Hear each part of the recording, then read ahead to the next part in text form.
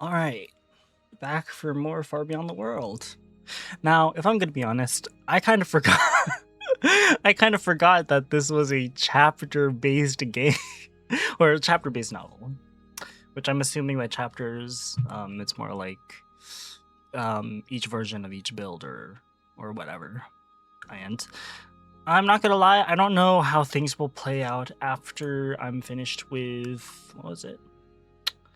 Chapter 7, chapter 8 of this, because I know the format of this novel changed with the code, and now everything looks really nice and developed in the newest builds, but I'm not quite there yet. But I did see that I was somewhere between chapter 4 and 5, which is, hey, quite exciting. Anyways, let's just cut to the chase. I don't think I have anything else to say other than that. Yeah, what else?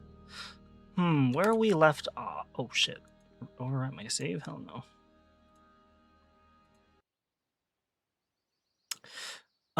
We frolicked in the grass with Raynok. We have still yet met the tribe of, wait, I forgot what the wolf tribe is called. I've still yet to meet the tribe formerly. So I'm just curious, what now in this novel? Anyways, I take a few pieces of wood and secure them in the hearth. I should probably look back at the history before I continue. He said he'll be back in a moment. Oh, so he's seeing the I forgot he's seeing the chief. See my father real quick. Okay. He'll probably be back. I haven't seen Volgor since yesterday? I don't know, it still feels like a very long time since I've seen Volgor. I took a few pieces of wood and secured them in the hearth. I also retrieved the fire striker, along with the flint and some kindling. Mimicking the wolf, I attempt to get the fire going, but with little success. No matter how hard I try, I cannot figure this out. With the perfect timing to notice my failure, Raynok enters the cabin, looking at my efforts in amusement. He just stands there, resting against the doorframe and silently judging me with a smug smile on his muzzle. I keep striking at the flint in growing frustration until I give up and look at Raynok with a mild annoyance. What? You're only building a fire, not inventing it. He chuckles, leaving a sizable bag on the table and approaching me. The wolf kneels, embracing me from behind, his paws sweeping on both sides. Here, let me help you. His cold, wet fur brushes against my back in stark contrast to his warm beneath enveloping my neck. Beneath? Warm breath enveloping my neck. I swallow heavily as he takes charge of my palms, warm beans pressing against the back of my hands. It only takes him 2 strikes to get the sparks going, both literally and figuratively, as my heart begins to race in mild excitement. He gives me an amused side-eye, most likely picking up on that slight change, as he presses harder against me. His muscle leans in seductively, almost brushing my cheeks as he blows at the small flickers hiding inside of the kindling. That's what I knew I was forgetting to talk about something before I started this. Cause like as I was like checking like which chapter I was on, like I knew that some of the choices would obviously affect what happens later in the novel. And of course, the choices were, what was it? I forgot.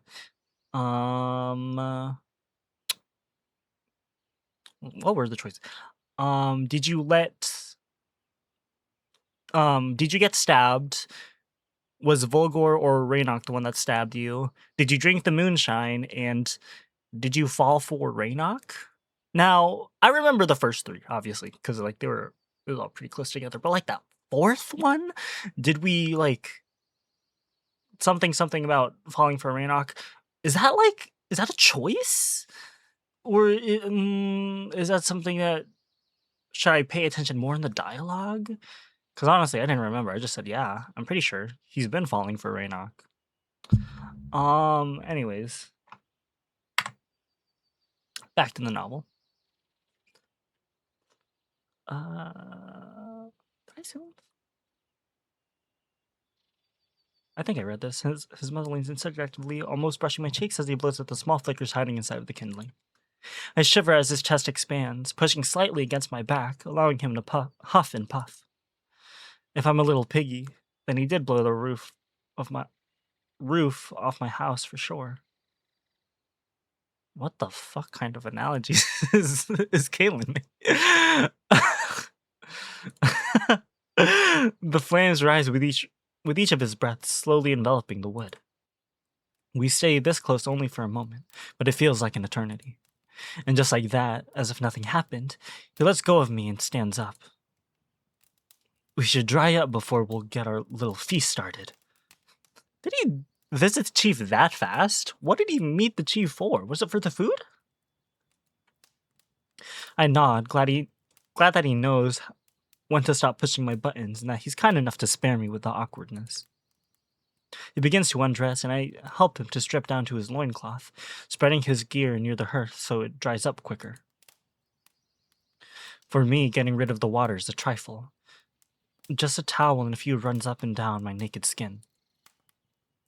But the wolf, that's another story entirely. He has a hard time drying up his fur. I now see why he hates the rain so much. I decided to help him out, rubbing his body with a towel, soaking up all the moisture from his back, which he cannot reach on his own. Damn! I don't think I've seen this side of him. I'm pretty sure you can tell the artist draws cum stains frequently, because that's definitely water for sure. Totally. He seems rather pleased being serviced like this, simply allowing me not to do most of the work while he stretches out and tenses his muscles. He's teasing me again, but I don't mind. I'm happy to help him, and seeing his tail wag with joy is my own reward.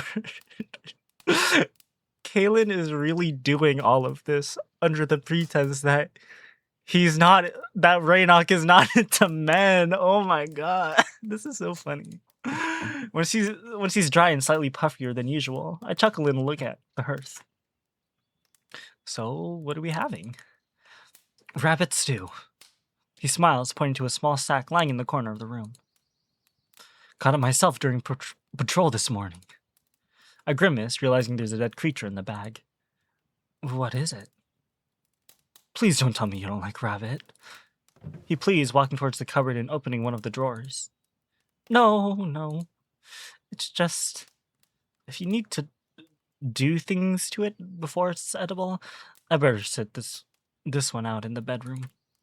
The wolf sneers, retrieving his spare pair of pants. Are you that squeamish? Don't worry. He huffs, struggling to put them on. It's already prepared. Ugh. He issues another strained exhale, pulling the leather over still slightly humid. Pulling the leather over his Am I having a stroke? He issues another strained exhale, pulling the leather over still slightly humid fur. Must be rather unpleasant. Pulling the leather over still slightly humid fur must be rather unpleasant. I know what it... Okay. It took me a while for my brain to register that. Wouldn't do that in the house anyway. That's what butchers are for. You mean Volgar's side job? Funny you should ask. He's the one who prepared it. Was quite happy to do it too. You two are obviously getting along. He lifts up the bag and unloads the contents onto the table as I blush at his comment. There's a slightly bloodied linen bundle, which most likely contains the rabbit meat, along with a few celery sticks, potatoes, carrots, a bushel of spinach, 2 garlic cloves, and a small purse. look at the little pouch with curiosity. What's in it? Lentils. He responds as seeing me eyeing out the entire assortment. We go easy on the veg in our stews, but Versa told me humans are pretty fixated on their greens. That we are. I smile, nodding, while the wolf approaches the hearth and pushes up a lever on its left side. This causes a chain to emerge from within the chimney, hanging down with a metal hook on its end. Renak uses it to fix a sizable cauldron within the fire, while I decide to help prepare our meal. He provides me with a knife, and I begin cutting the celery, cubing potatoes and carrots. Don't cut yourself. Sharpen it this very morning. He winks at me coyly, and I almost do exactly that. Dickhead! I call out as I graze the tip of my thumb. The wolf erupts in laughter as I flap my hand around. I quickly bring my finger to my lips to kiss it. Note to self, never entrust Kaelin with sharp objects. Ha ha, thanks for your concern. I grumble, still sucking on my thumb. You didn't cut it. And how do you know? Because I'd smell blood, silly. I narrow my brows in bemusement as I return to my task. The house fills with an extremely pleasant aroma as he fries the rabbit pieces inside the pot. Once he cooks them to his satisfaction, he fills it with water and sets to boil. Gotta wait for the stock to get ready before we dump the veg. I nod. I must say, I wouldn't know how to even start I wouldn't even know when to start with any of this. I envy you. I'm sorry. I don't know why I'm stirring more often than I usually do. You never cooked? I wouldn't say never. I can't remember, but I definitely wouldn't know how to make this into a rabbit stew. I point to the ingredients. Well, we'll make a cook out of you yet. Your egg and toast method was quite inventive. He winks and I smile. Raynock grabs 2 tankards and fills them up with ale. I don't want to stop him from getting me one, however his happy expression makes me reconsider. He seems to be looking forward to us unwinding, and despite the ale tasting like liquid nightmare, I decide to humor him. You said you don't eat at home, that you feast together. I have been wondering about that. Is it just that for dinners at night for the feast that they only eat together? How, or better yet, why did you even learn any of this? Well, we spend a lot of time in the woods on patrols, quite often sent away for a few days, if not weeks. He reveals, wetting his lips in the ale, and my stomach churns a little at the idea of him leaving me alone for that long. His eyes center on me, and it's clear he picked up on my distress. Don't worry, you won't be rid of me that easy. The wolf winks, and I feign annoyance in hope of masking my ever-present blush. I'm responsible for you. I can't be sent off while I have an active charge. I cannot hide the relief that descends upon me when hearing this, and I simply take a happy sip of my own drink. But yeah, when away, we have to cook our own meals. This, he points to the pot. This is pretty much basic stuff for pups. My expression turns, and although I retain the blush, it's now more out of embarrassment than as teasing. I don't remember what I used to do before, but I know I wasn't the most independent of people. As I look at the bubbling cauldron, it's becoming ever clearer that I wouldn't be able to do any of this. Forget the stew, I can't even start the damn fire. Seriously, don't worry, he mutters. My father promised me he will keep me within the village. It's all part of the deal, after all.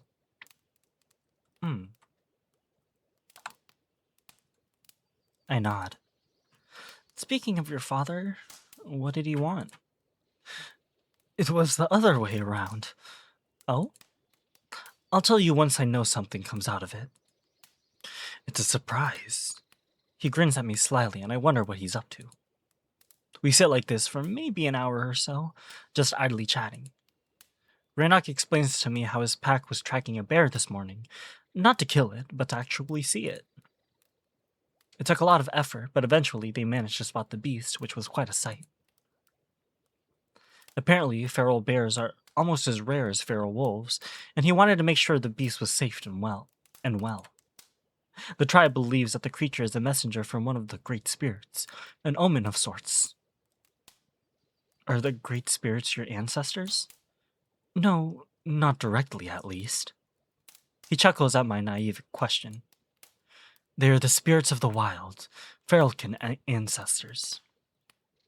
Oh, so you mean like spirit animals? Yeah, I guess you could say that. The wolf nods, clearly amused by my lack of knowledge. Memory loss. Remember? I book at my temple, and he laughs it off. Fine, fine. There are 4 great spirits that our tribe worships. There are others, of course, but we only consider these 4 as the true guardians of Turnin. He takes an idle sip, and I do the same. The great bear represents tenacity. Warriors who face overwhelming odds look to him for guidance. The great stag is a spirit of cunning. Those who have to rely on outwitting their enemies turn to him for help. The great wolf represents loyalty. I tilt my head in slight confusion. Loyalty? Not strength or something along those lines? The strength of a wolf lies in his pack. We are familiar creatures. To us, the bond between our kin is of utmost importance. You say that, but both you and Vol made it clear that siblings don't mean much. Yes, direct blood relations are of little importance. Our true family is the tribe entire. Rannoch explains with a quite serious tone. Whenever facing turbulent times that seek to tear us apart, we turn to the great wolf for aid in strengthening our bonds. Never thought of it like that. And finally, there's the great tiger. Is this just like some sort of racism in this world happening? Why is he quotating great? He says with barely hidden distaste in his voice. He is a spirit of strength. Those who require it beseech him for his blessing. I take it you're not a fan. Call it personal bias. Tigers and I don't mix well. So I've noticed. I flash my brows in jest, and the wolf laughs. I really don't want to get into other kin politics at the dinner table. I'm sure I had a fair share of uncles ruining meals in the past. I don't need Rannoch to join the ranks.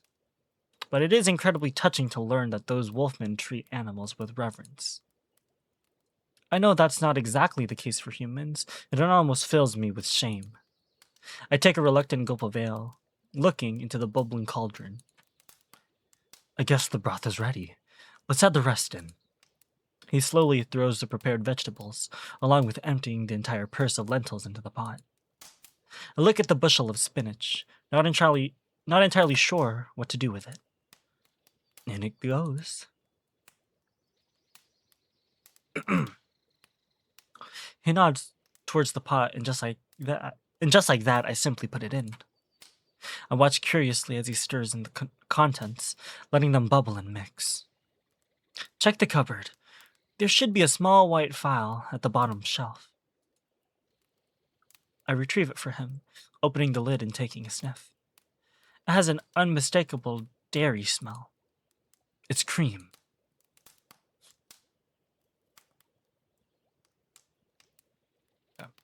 He pours it in, and I just marvel at the brownish stew becomes lighter, almost matching Rannoch's coat. Even the green leaves of spinach floating in it remind me of his cloak and eyes. I chuckle, as it's almost Rannoch in edible form. What's so funny? You're a dish. I wink at him, which clearly catches him off guard. Whether he didn't get the play on words, or simply got flustered by my forwardness for a change, I'm quite satisfied with the quip. My bad. Shit. Eventually, he just rolls his eyes in amusement and reaches up for a dried bushel hanging on the wall. I feel like that's a new sprite of him. I've never seen that one before. Still looks cute.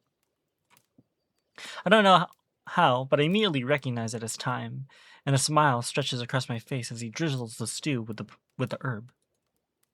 I grab 2 bowls from the shelf above the hearth and set them up, accompanied by wooden spoons.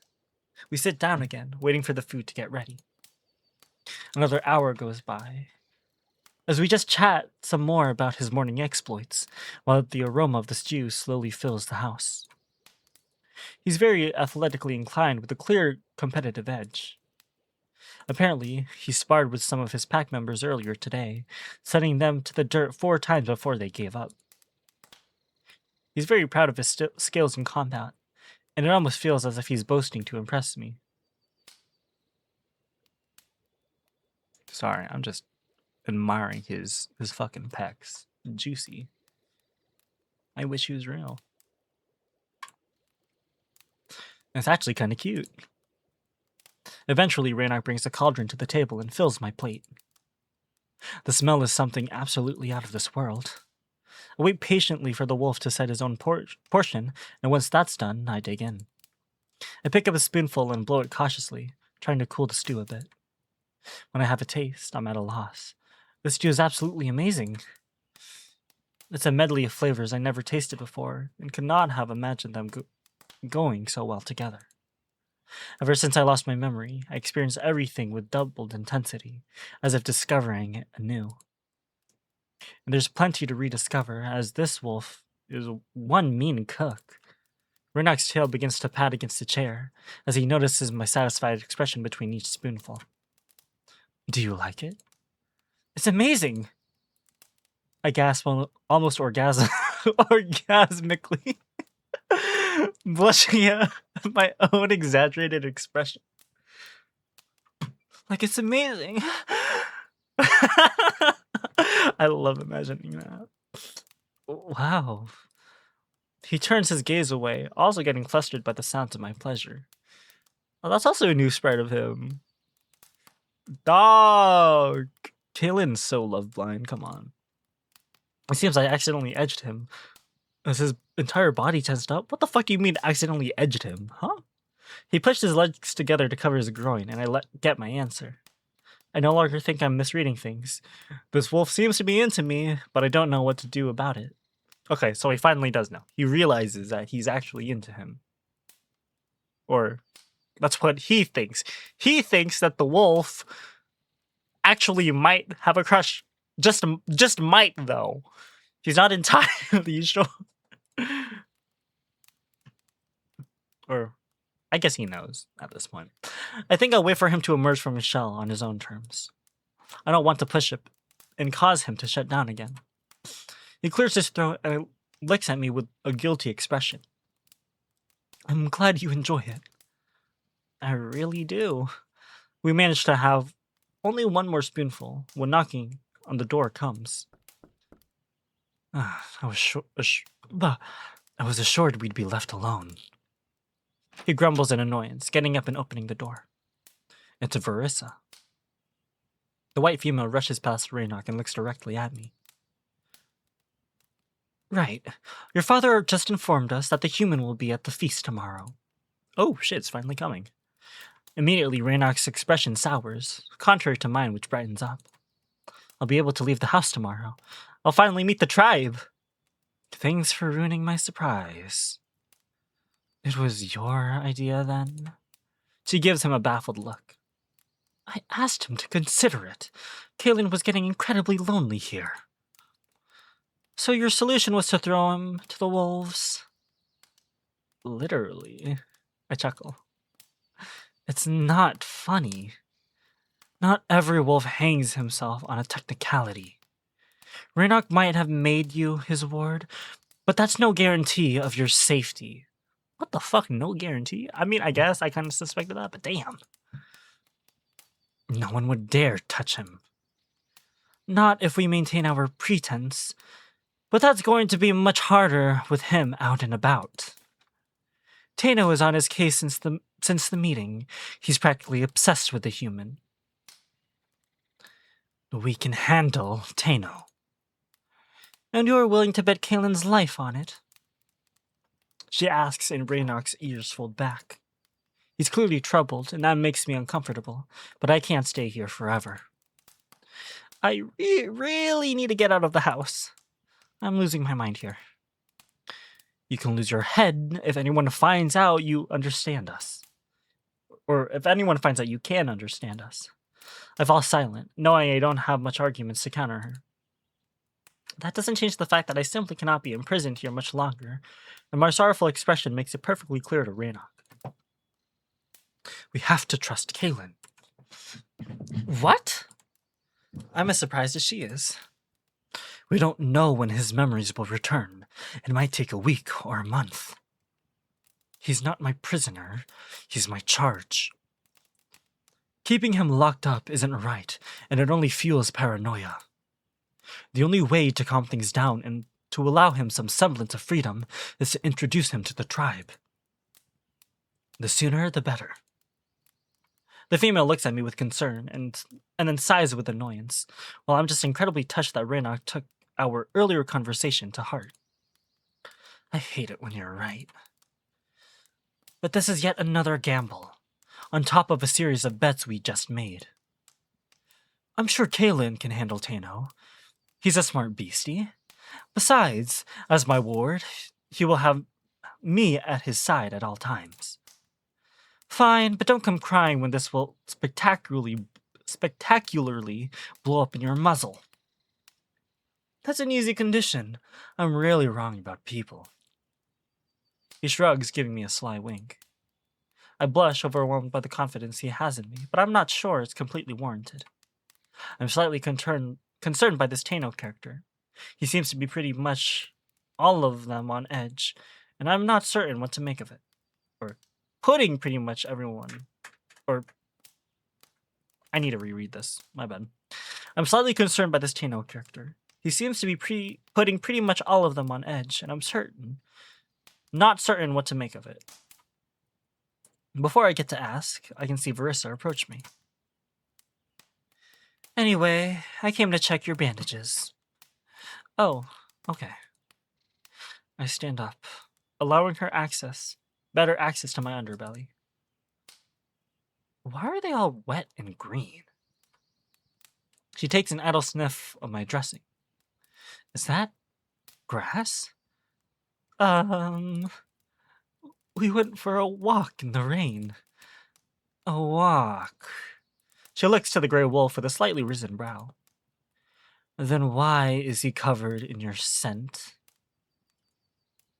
I stumbled and fell on Raynok. I tried to help him up. Verissa sighs at our pathetic explanation. You are seriously injured, she growls at me. I'm not talking figurative either. That stab, as well executed as it was, is still serious. You cannot be out and about, rolling in the grass with a wolf thrice your size. I mean, seriously, Raynok, he's just a dumb kid, but you should know better. The female scolds us in a rather harsh tone. It's just a bit of fun. What if someone saw you? There was no one around. It was just pissing rain. Now I have to change those again. Or now I would need to change those again. On the upside, you might have opened the wound. A little bleeding would help sell this as something serious, and teach you a lesson you desperately need. She pulls out a new dressing from her pouch, placing it on the outside table with a pinkish tincture. She kneels down and unwraps my bandages, slowly revealing the spot where Vol has stabbed me. This is odd. She mutters in surprise, inspecting the wound. It's already closed. That's good, right? The wolf shrugs, taking an idle drink of ale. It's clear that my stabbing is still making him rather uncomfortable. When was the last time you saw a cut this deep within 2 days? She asks him, but the male is not even looking in our direction. There's no oozing, nothing. I look down and, indeed, all I can see is just a reddish line in my side. It's already scarring. I guess Vol really knew what he was doing. I proposed through a smile. No, you're healing too fast. It's almost unnatural. She pretty much confirms my suspicions. I knew there was something odd about how well I felt immediately after my fever. Despite this being a positive development, I get a nagging feeling there's something sinister behind it. What are you suggesting? Renok sighs in annoyance, clearly uncomfortable with our conversation. I'm not suggesting anything, but it seems there's more to this human than meets the eye. She douses my wound with a pinkish solution, which stings a little, but at this point, I'm used to it. Honestly, I know I'm only 30 minutes in, but I need to pause here. I keep stumbling my words. I keep mispronouncing, suffixes. I need to get rest, clearly, because my brain is all whirled up for some reason.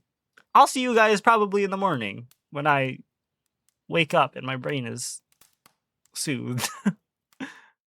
Okay, I lied. I said I was going to record in the morning. It is literally afternoon right now. Let's get back to this, shall we? As I remember, Versa said our wound healed quickly. Honestly, I don't know how fast our wounds is supposed to heal, because again, we were pretty much stabbed, but is this, I don't know if the speed of healing that Kaylin went through was like fast compared to wolves or to anyone in general. Anyways, she douses my wound with a pinkish solution, which stings a little, but at this point I'm used to it. Once she cleaned the spot, she started dressing it up again with bandages. When she's done, she stands up, taking hold of my shoulders and looking directly into my eyes. You were gravely wounded. You must act it. No one can suspect you're fine.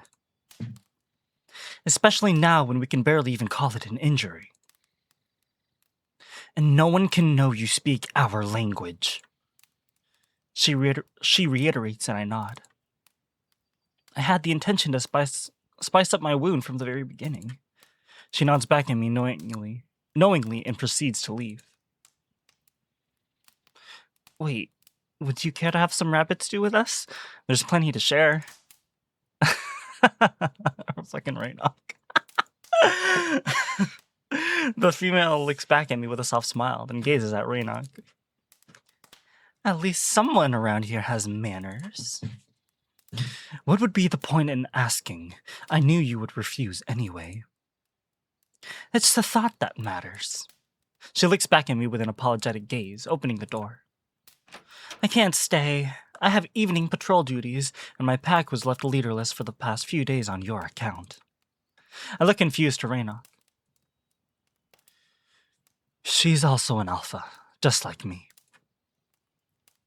Really? There are female alphas?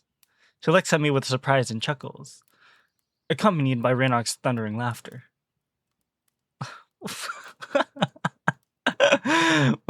Sorry. What sexist backwater do you come from? Before I manage to respond, she leaves. I hope she didn't take it the wrong way. Don't worry. So far, you seem to be more amusing than annoying to her, which is a good sign.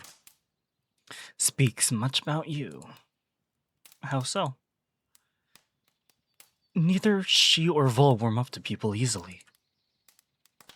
I knew there was something special about you. I'd try to conceal my blush when we return to our meal. You spend the evening just chatting away, with Raynok indulging heavily in ale and talking of sparring and wrestling. He seems to really enjoy contact sports, which allow him to utilize his burly build. I don't mind his little boasts. They're clearly meant as a flattery directed at me, but I just can't help myself to cool him down a bit. I bet Vol gave you a run for your money on more than one occasion. He almost chokes on his beer and throws me an angry stare. I've bested Vol many times. He reiterates, and I just stifle a chuckle. Which only means that at least few times he bested you. If you're such a wise guy, how about you and me have a spar and see who ends up on top? The wolf raises his brow challengingly, and I can see his tail flicker in excitement. I see what you're doing. It's a cute trap, but I'm not falling for it just yet.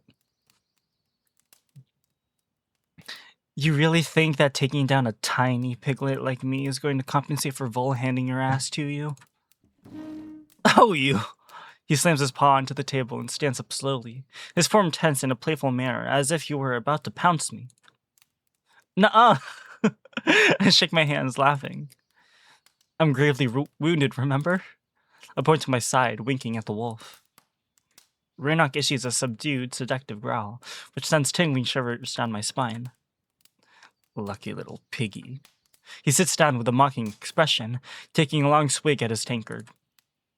I must admit, getting to know him better and being able to tease him back is extremely satisfying. I feel that we began truly bonding, and whatever this is between us, I'm glad to have him here, even if we're just friends. We return to idle banter, teasing each other from time to time way into the night.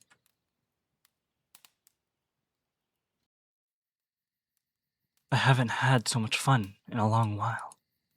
The wolf exhales, emptying his third mug of ale, and I just laugh awkwardly. All we really did was eat dinner and drink. How long have these two been drinking and eating? Damn. For hours? Shit. I wish I could have that with someone. What can I say? You're good company. He shrugs, approaching the barrels and refilling his tankard. I try to keep his tempo, but so far managed 1 pint, struggling with my second. Besides, if I wanted excitement, I'd be out with my pack. Speaking of, I have to head out early tomorrow. He states, sitting down, and I look up slightly concerned. Oh? My father arranged for a little competition. Raynok winks playfully. We're tasked with a hunt. There's a big black boar that has wreaked havoc in the forest. It's to be a centerpiece of tomorrow's feast. The pack that gets the kill will have a whole week off duty. I won't lie, that would be nice. I nod, wetting my lips, the bitter bruise starting to grow on me. I know, right? A whole week with me. I bet you'll get sick of this muzzle within 2 days. I highly doubt that. I shake my head through a chuckle, while the wolf takes on a more serious tone. Either way, let's not sell the hide until we snag the beast. I think Tano is cheating. How so? We were meant to leave the boar to gorge himself undisturbed, but Tano and his pack were doing a lot of tracking lately. He stifles a growl. I think he kept tabs on the beast. That's quite underhanded, but no matter what will happen, I will cheer for the best wolf. I nod towards him encouragingly. And who's the best wolf, pray tell? Why, you, of course. My wolf is the best wolf. I muster a slightly seductive smile, which causes the wolf to laugh it off nervously. In all fairness, I'm terribly excited about tomorrow. Also a bit daunted. You'll do just fine. He dismisses me with a paw. I'm glad at least one of us is confident. Verissa did spook me a little. She loves to overcomplicate things. I tease her a lot about it when we were younger. Oh? I inquire, finally tapping to the bottom of my mug. I used to joke that she was born gray but turned white due to her constant worrying. That's mean. I chuckle, imagining the female's frustration. Anyway, I'm sure you'll woo everyone just as you wooed me. It's hard to woo anyone with your mouth shut. I almost spit out my brew. Wait, when did I woo you? In your dreams. The only one doing wooing here so far is you. The wolf smirks, clearly enjoying it. that his jab has landed. Oh. He made a cute imitation of a howl, and it just made my imagination run wild. Aww. Do it again, but this time for real. I demand, having my hands on the table. Is he drunk?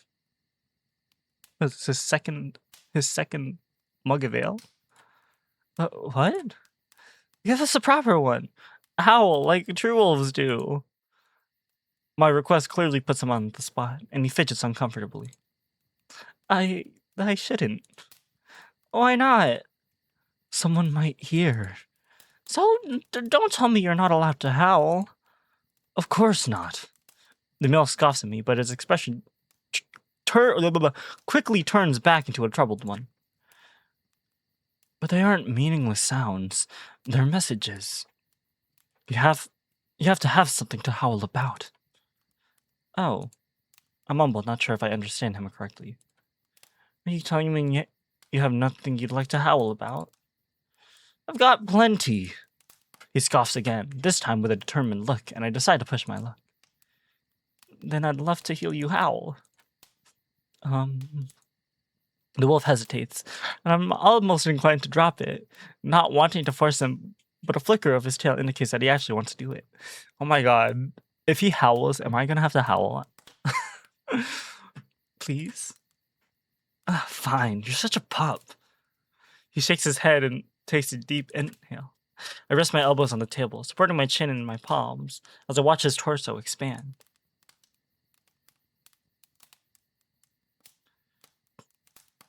Raynock tilts his head back, with his nose pointing at the ceiling. His muzzle puckers, and a melodic sound resonates from deep within his throat. A sentimental feeling washes over me when I hear his voice reverberate across the glass windows. The howl echoes throughout the kitchen in a high-pitched tone, filled with joy and happiness. He's sending a message of comfort and bliss to everyone around him, and I swear I can hear it say, I'm the luckiest wolf alive. I'm extremely touched, and I can feel the hair on my back. I can feel the hair on the back of my neck rise up in response. I'm just sitting here, looking at him starry-eyed. Wow, that was utterly beautiful. I exhale, giving him a round of applause. Seeing he took my breath away, the wolf smiles awkwardly. Well, it was a pretty good day. He nods and I raise my mug. I'll drink to that. We clink our tankards and cheer. We continue chatting and drinking for a while longer, both teasing each other to draw another fit of laughter. Eventually, we get drowsy enough to head off to bed. If Raynock is to have any chance at the hunt, he needs to be rested.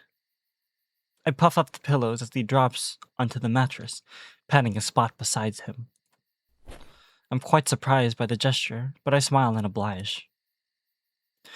The wolf quickly pulls me into a tight embrace, snuggling deep into his chest.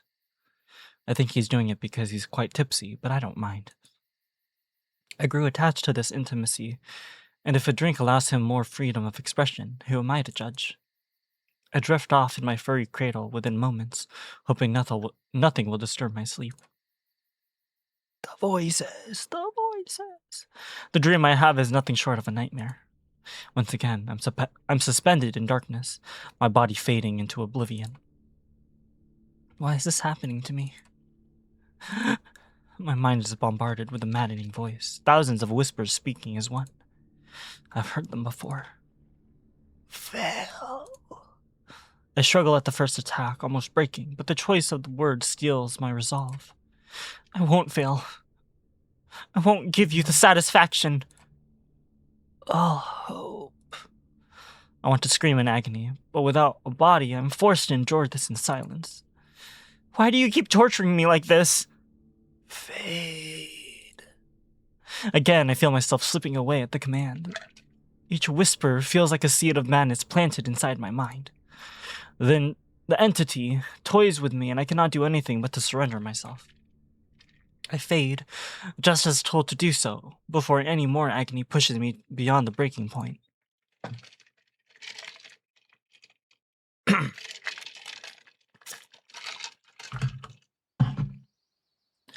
I wake up with a rattled breath, looking around the room in panic. It's midday, and I'm alone, with no sign of the wolf, his side of the bed already cool. Raynock has clearly left on his morning hunt, and I feel guilty for not seeing him off. This guilt doesn't last long, however, as I realize why I overslept. I was stuck in the void again, and with this realization, everything comes back to me like a tidal wave. I've been there before, twice in fact, each time bombarded by a maddening voice. I think I was suppressing those dreams, as if subconsciously trying to push them out of existence, but something changed tonight. I was challenged. An entity demanded my submission. All hope fades. The voice said to my refusal, that much I remember. As ominous as it seems, I'm still not quite sure if it isn't just all in my head. However, something about tonight made it feel very much real. I'm not sure I'm getting used to the sensation of complete abandon or the agony, but I can recollect glimpses of that horrible space. If one can even call it a place, it feels more like a state of being devoid of anything, tethering on the edges of nothingness. Just sheer of just sh- just sheer thought of it fills me with great unease. Losing my memory and being stranded in this strange world is one thing, but hearing voices is another. For a moment, I consider I should actually talk to either Verissa or Raynock about this, but then again, hearing voices would probably be as insane to them as it sounds. Excuse me. It's enough that they view me as strange and a liability. As strange and a liability. The last thing I want for them is to consider me mad. I take a deep breath and sit up, stretching my hands back to support myself. I need to relax and clear my mind, otherwise I might have another weird episode. As I recline to take a second long inhale, my hand touches something odd on Raynock's pillow. A dandelion? Oh. When it's so thoughtful because back then Raynock said that it was just weeds, I'm pretty sure. Oh, ow! So he must have woken up early, found a dandelion in the field, and put it back on a. Oh, my gaze drifts down. And I can see a single dandelion lying where his head would have been. I pick up the flower, touching its delicate bud, but unable to contain a smile. I almost burst into tears, but managed to rein myself in. With this one gesture, Renock has banished all the turmoil that occupied my mind. A yellow flower, to contend with the gray skies that hung above my head. The voices and night terrors will have to wait. Today is too important to allow any of my mental issues to spill over. I need to keep myself alert and sharp, without any nonsensical distractions. Yet again, the wolf has proven to be the anchor to ground me.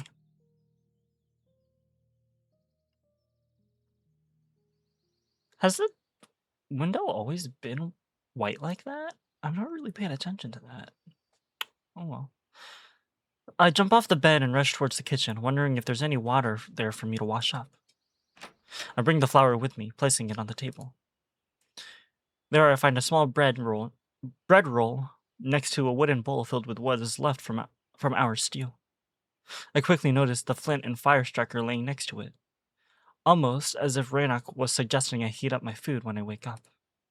Again, I feel choked up. No one has ever been this considerate towards me. Damn it, Wolf. You make it really hard not to fall for you. I reluctantly gaze towards the hearth and realize that attempting another fire would only fuel my frustration. Why ruin such a nice day with my inabilities?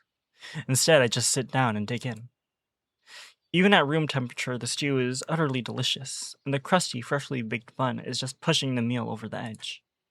I sigh with satisfaction, licking the bowl clean. My appetite is slowly increasing, and I take it as a good sign. Wait, what is it? My appetite is slowly increasing, and I take it as a good sign. I feel like I don't remember if I said this sentence incorrectly. Oops.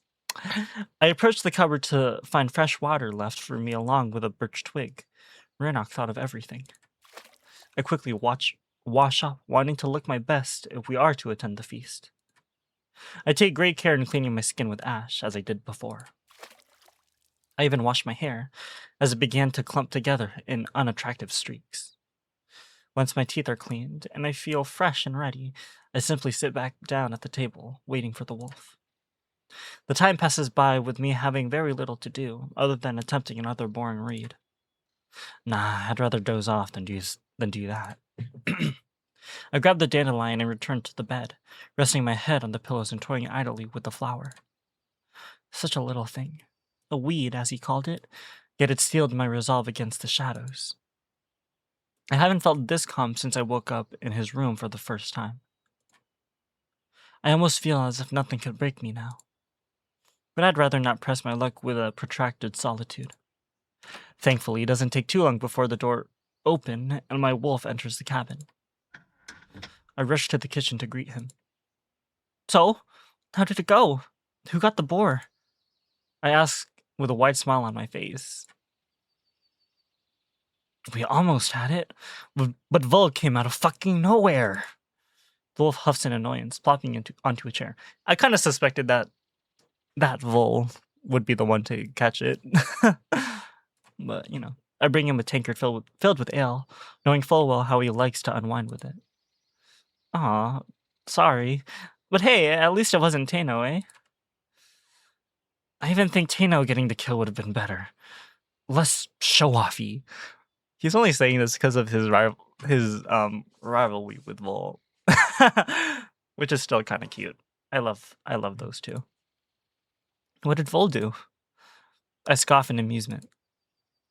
Crazy bastard wrestled with the beast Bearpaw, and suddenly blood and guts flew everywhere. Raynok continues his rant, taking an idle sip while I sit next to him. Both packs stood there almost uncertain the boar gutted him, but it was the other way around. He finished him off with a dagger. The very same he used on you. He sneers, clearly conveying it was almost a personal insult to him. I guess if I were to take on a boar, dagger would not be my weapon of choice, but in all fairness, Vol doesn't seem like he needs a weapon at all. An image of him eviscerating a huge boar with that knife makes me cringe a little, and I rub my dressing. I guess he really was being gentle with me. But at the very least, you seem to have had a better day. First time I didn't catch you crying. Well, I had a little help. I sway the dandelion in my hand. Oh, so cute. How did that get there? He feigns surprise, but his tail swings betray him. I guess we'll never know. I wink at him, placing the flower down. The wolf blushes, looking to the side and taking a nervous gulp of his drink. I almost want to laugh at how unaccustomed he is with others playing this game. Sorry, I keep stuttering a lot. I guess he just thought he would always be the solo player. Raynok takes another long swig and puts the tankard back on the table. It's almost as if he was looking for courage at the bottom of his mug. Right. We better head out. The feast will start soon. Just stick to me and avoid others as much as possible. I nod and we get ready to depart when a sudden thought occurs to me. I'm almost naked. I really don't feel comfortable going out in just my loincloth. I mutter, looking around for anything I could put on. Well, don't wrap yourself in bedding. That makes you look like a savage. I grimace. Where I come from, walking around in your underwear is definitely inappropriate. Here, just put that on. It'll cover you nicely. He passes me one of his spare cloaks. I take a discreet sniff, feeling his scent all over it. It's going to be quite a comfort at the feast, but not really what I had in mind. I put it on, closing the clip on on my right side and look down at myself with an immediate frown. I look like a fucking hobbit, I muttered, twinkling my toes. A what? I just waved I just waved him away, not keen to elaborate. I really need to get some clothes. I'm showing too much skin. I looked to him with a cheeky smile, not really meaning to imply anything, but rather force him to do something about my predicament. Or is this how you like your wards? The wolf throws me a surprised gaze, almost choking at the remark. Don't be absurd, he protests in panic. I'll try to figure something out tomorrow, but there's no time for that today. Well, I'll hold you to it. I pick up the dandelion and put it in the pin of my cloak. What are you doing? I'm taking it with me. It's a good charm. He seems rather troubled by the idea. I mean, not every day a random flower appears out of nowhere on a pillow next to me.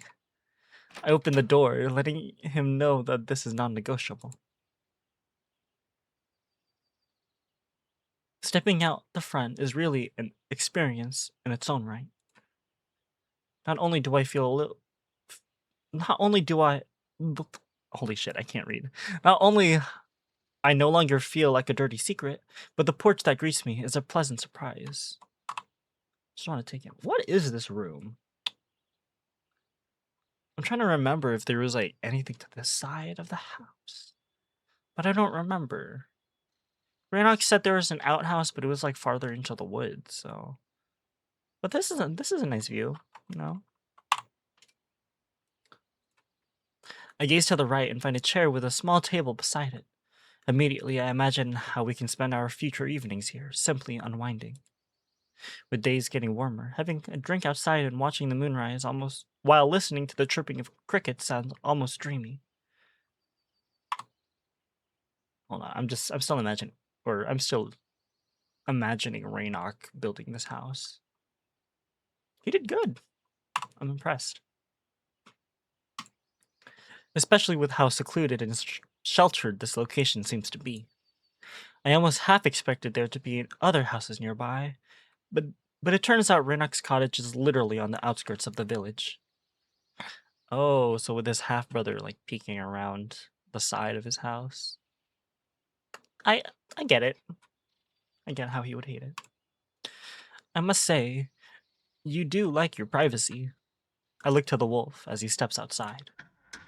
Who doesn't? He takes the lead and walks down the steps, extending his paw in a gentlemanly fashion. Here, Tiny, let me help you. I can manage, I mutter, playfully refusing to take his paw. I know his tricks. Immediately, my feet wavers and I stumble, falling into the wolf's arms. My face is buried inside his chest fluff as I gaze awkwardly at his laughing muzzle. Damn, I wish that was me. I want to plant my face into his fucking pecs. I've built this place, remember? The step is off level. I was meant to fix it, but never really had the time. He smirks coyly, and I think I just played right into his trap. I shake my head teasingly and push myself away. I take a few steps and I look around in slight confusion. Odd. This place is quite secluded, but I could swear I saw the light outside the window and heard talk and laughter. I stop and look back at him with determined expression. It was the very first night, when you left me alone. Oh yeah, we have sentries posted at the edge of the village. He points to a small clearing in the distance. They sometimes camp not far from here. How did you sneak me past them? Vol relieved them from duty. Can't question an alpha. Especially Vol. Yeah. Either way, it's a lovely spot. No wonder you built your house here. It is pretty, all right. But in all fairness, I have chosen it for a different reason. Oh? I smile as we walk arm in arm. It used to be a spot where I had picnics with my mother. Last time I saw her was right here. He points to his house, and I feel slightly saddened by the revelation. This place always made me feel safe, you know? Yeah. I smile awkwardly, knowing full well what he means. Safe haven is something everyone needs, no matter what form it takes. Knowing how truly dear his home is to him, I feel even safer in it than ever before. But as comforting as the sentiment is, a troubling thought occurs to me. He talks about his mother in a past tense. What happened to her? I ask reluctantly. I don't know. The wolf shrugs, trying to sound indifferent, but a slight slump in his posture shows defeat. She was from another tribe. We mate, and that's it. The firstborn pups always stays with their fathers. What about mothers? They get to keep secondary litters. But kids need mothers, don't they? He stops, taking a deep breath and not regarding me. The birth mother stays only until the pup is weaned. Then the tribe's den mother takes over.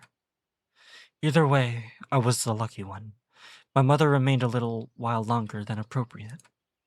He mutters in a mix of resignation and mild frustration. It's clear he doesn't want to talk about this, but I have to know one more thing. When was the last time you saw her? It was maybe 5 or 6. Honestly, I can barely remember her. 5 or 6 what? I can hear a clear hint of longing in his voice, and it makes my heart sink. Their way of life is truly horrifying, and it's not just only my bias. Rannoch's hurt is plain to see, but I decide to drop the issue. No point in opening old wounds that I cannot heal. I mean, she sounds wonderful. I bet she would be proud of the wolf you've become. He throws me a shocked gaze and then smiles softly. For whatever reason, he places a great stock in my comment, and despite how heavy the conversation got, his mood lifts immediately, cemented by his wagging tail. Yeah, I certainly hope so. I smile back, my admiration for him growing with each day further than I expected possible. Despite how much hardship he had to go through, Rannoch turned out an upstanding, compassionate being. In fairness, any parent could be proud to call him their son.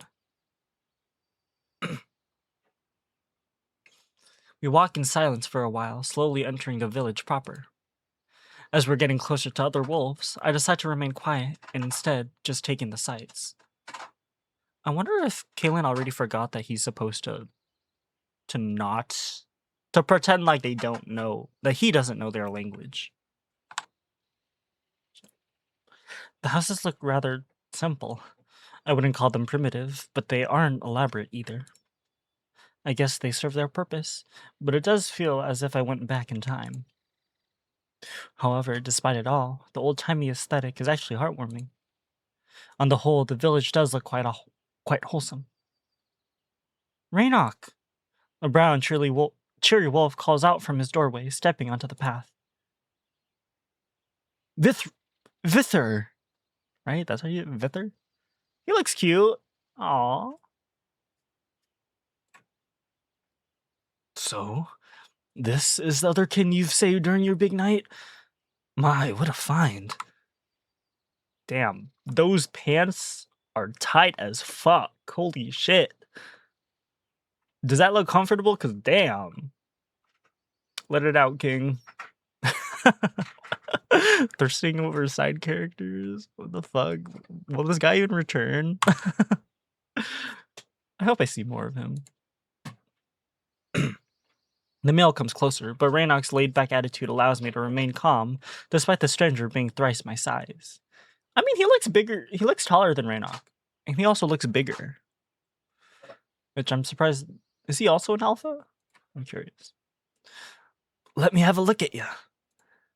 His paw grabs my chin crudely, and he rotates my head in both directions, as if inspecting livestock. Well, they are quite something, aren't they? Been on the small side, though. The snores, causing Rannoch to smile awkwardly. Yeah. Considering the legends, you'd expect them to be somewhat more intimidating. More intimidating? This one is rather disarming. I ignored the jabs. I got used to them by now. Excuse me, shit. After all, they don't call me tiny for nothing. As he continues to inspect me, I myself decide to have a closer look at him. He is very well built, although he has a bit of a muscle gut. I can see a scar on the right side of his abdomen. It's clearly an old stab wound, a mirror image of my very own. I wonder if mine will scar like that. It looks kind of hot. Does it? Does it look hot? I mean, he has other features that make him look hot, but I wouldn't say the scar is one of them. Also, his piercings, oh my god, I love his design. Eventually, he sates his curiosity and turns back to face Reynock. By the way, I'm glad to know you can stand up for yourself. You've sent my little boy into the dirt like the silly puppy is. About time that fool learned his place. I almost threw a confused gaze to Reynock, but managed to rein myself in. Remember, you don't understand them, Caitlin. I didn't mean to. We were just sparring. Oh, so he's an alpha, right? Reynock winces uncomfortably. The bubbly male elbows him teasingly. Don't be coy with me. I'm sure you've enjoyed that little payback for the way he roughed you up. It wasn't like that. Reynock continues his half-hearted protests, but the brown male pays him no mind. Ambushing one's alpha on their own den? Disgraceful. Wait, is he the father of one of the guards? Did Reynock roughen them up? Had he not been licking his bruises, I'd give him a few of my own making to oil up his gears. They were only following orders. I discreetly looked to Reynock, and although he's clearly uncomfortable at the insinuation, I can see his tail give idle flicks of content. Perhaps he was after payback, even if subconsciously. A wise wolf has a mind of his own. Varric. I should calm myself whenever trying to pronounce these names. Varric often acts before thinking. Hot-headed chief is one thing, but being a fool who blindly follows him off a cliff is another. Was Varric the name of the chief? I don't remember. It's been a while since I've seen him. Well, I have to agree. I won't comment on that. Reynock mutters nervously while the other wolf erupts in laughter, patting him hard on the back. And that's what I like about you, boy. You never speak ill of your old man, even if at times he deserves it. That's a true wolf.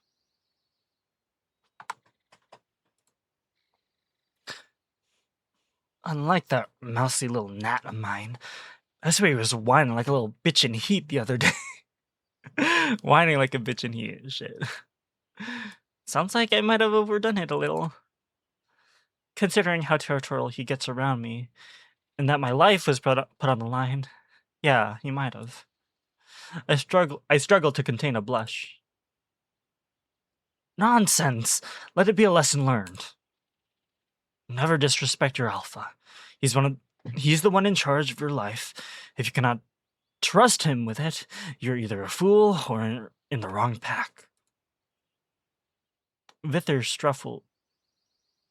What the fuck? How did I can't read. Vither huffs as he makes his point. I would never dismiss Drare from my pack. He's a good fit. Which makes him a fool. And don't worry, I also had a little talking with your old man as well, to put him straight. I blink. Making a scene like that? Unbecoming. You deserve better. Vither. Or Vithier? I feel like Vithier is a more better pronunciation. No, he needed to hear it, and deep down he already knew it. You are to be his heir, Reynock. An heir? The brown wolf speaks sternly, reiterating the sentence so that the meaning can truly sink in. How can you expect us to entrust the future of our people in your paws when he himself does not trust your judgment? He won't admit it to your muzzle, but he regretted that little spectacle. Okay, that's reassuring to hear that maybe our presence at the feast won't be a whole shit show. Maybe all the wolves will look at us in spectacle like Vithier is doing. Renok's saddened expression turns into a slight smile, full of gratitude. I guess Vithier is almost like a secondary father figure to him, one that always fights his corner. It's quite touching. And it's nice to know that the chief is less rigid than he appears to be. Knowing that he allows someone to call...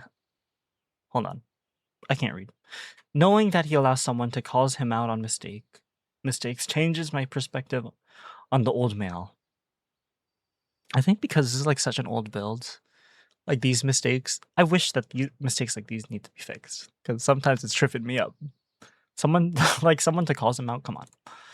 Anyway, enough of that. Vithier waves his paw. I've heard about the hunt, lad. I lost a barrel of ale because of you. They were betting. The wolf chuckles and Rannoch grimaces. I told you not to take that wager. At least Drail didn't win either. Last thing my pup needs is a barrel of Drail to drown his being nass in. He lets out another bout of laughter. But damn, that mad wolf with just a dagger, clear maniac. Reminds me of me in my youth. I try not to smile, clear in agreement about the epithets bestowed on Vol. Keeping my dumbfounded facade gets harder the more personal the conversation gets, so I decide to divert my attention from it.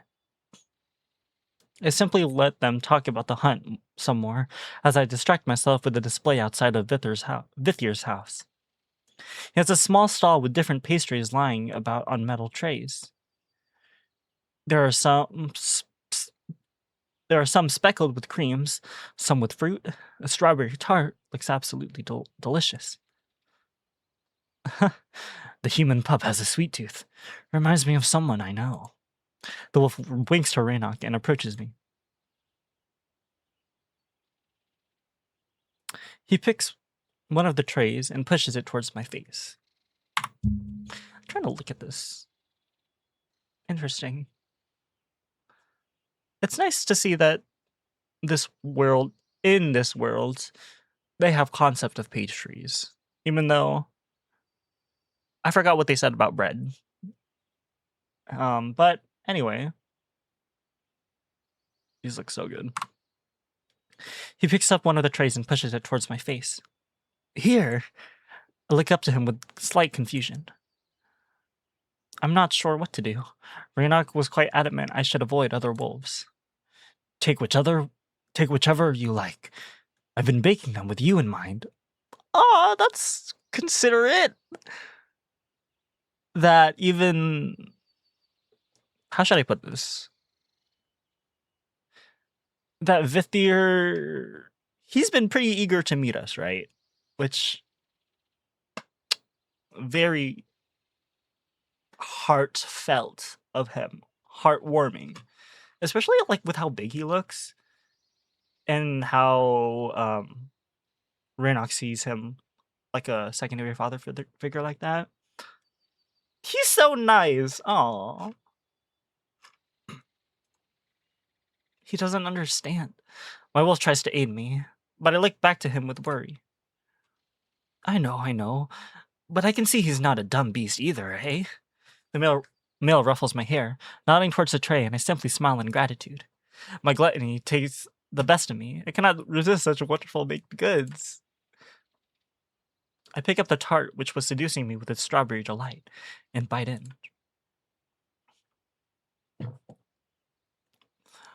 How much do I owe you? Rannoch, do not offend me, boy. It's on the house.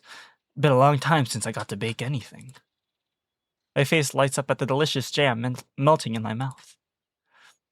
Seeing the poor sod smile is payment enough.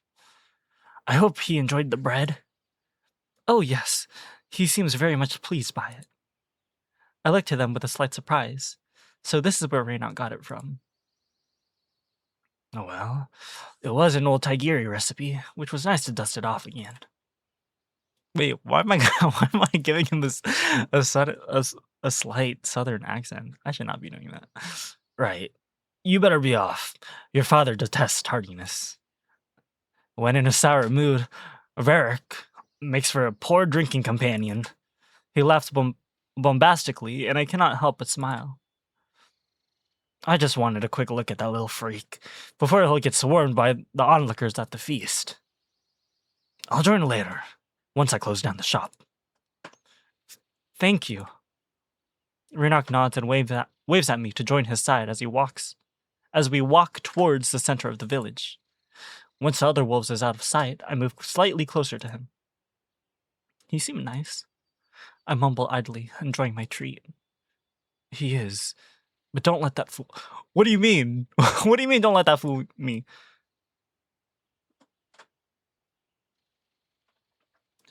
Vithir is my father's childhood friend. He's been nothing but kind to me ever since I was a pup, but by no means he's indicative of the tribe's mood. Oh my god, earlier when I was saying that maybe if he was nice, maybe the others might be nice to meet us. What the fuck? Oh my god. I nod. I'll stay on my guard. Good. I suspect that the rest of today's interactions won't be as pleasant. Reinok, I'm already stressed enough as it is. Sorry, don't mind me. So far, you're doing great. He winks at me reassuringly, but I am completely lost in my dessert. Considering we're going to a feast, it's a bit odd to start with sweets, but by the moon this tart is worth it. The spring strawberries are actually quite sour, and they clash perfectly with the sweet confiture beneath them. It's so good. I exhale quietly between each bite. I'm glad you like it. I had a hunch you would. Pastries aren't our kinds of treats. They're typical for Tigeron, though. Or, more specifically, they're upper classes. I roll my eyes, sighing heavily. Again, he implies I'm some long-lost tiger nobility. How would that even work? Luckily for us, Vithir spent several years of his life as an envoy in Stanbard. He's quite versed in Tigiri ways. It would explain why he was friendly and courteous, both traits seemingly lost on the Wolven tribes. Who knows? He might help us get some of your memories back. I doubt it, but I'm not going to dim Rannoch's hope. I mean, who knows? Maybe he's willing to help. And if I get to eat more of his pastries, we all win regardless of the end result. As we enter the clearing around which the village is centered, I immediately spot a large white stone standing upright. It reflects the light of the sunset, seemingly glowing on its own accord. I stop in my tracks, looking to Rannoch with a risen brow, and the wolf smiles back in understanding. It's our tribe's menhir. It was erected by the very first wolves who settled here thousands of years ago. Thousands of years ago? It almost sounds ridiculous, but as to my reckoning, sapient wolves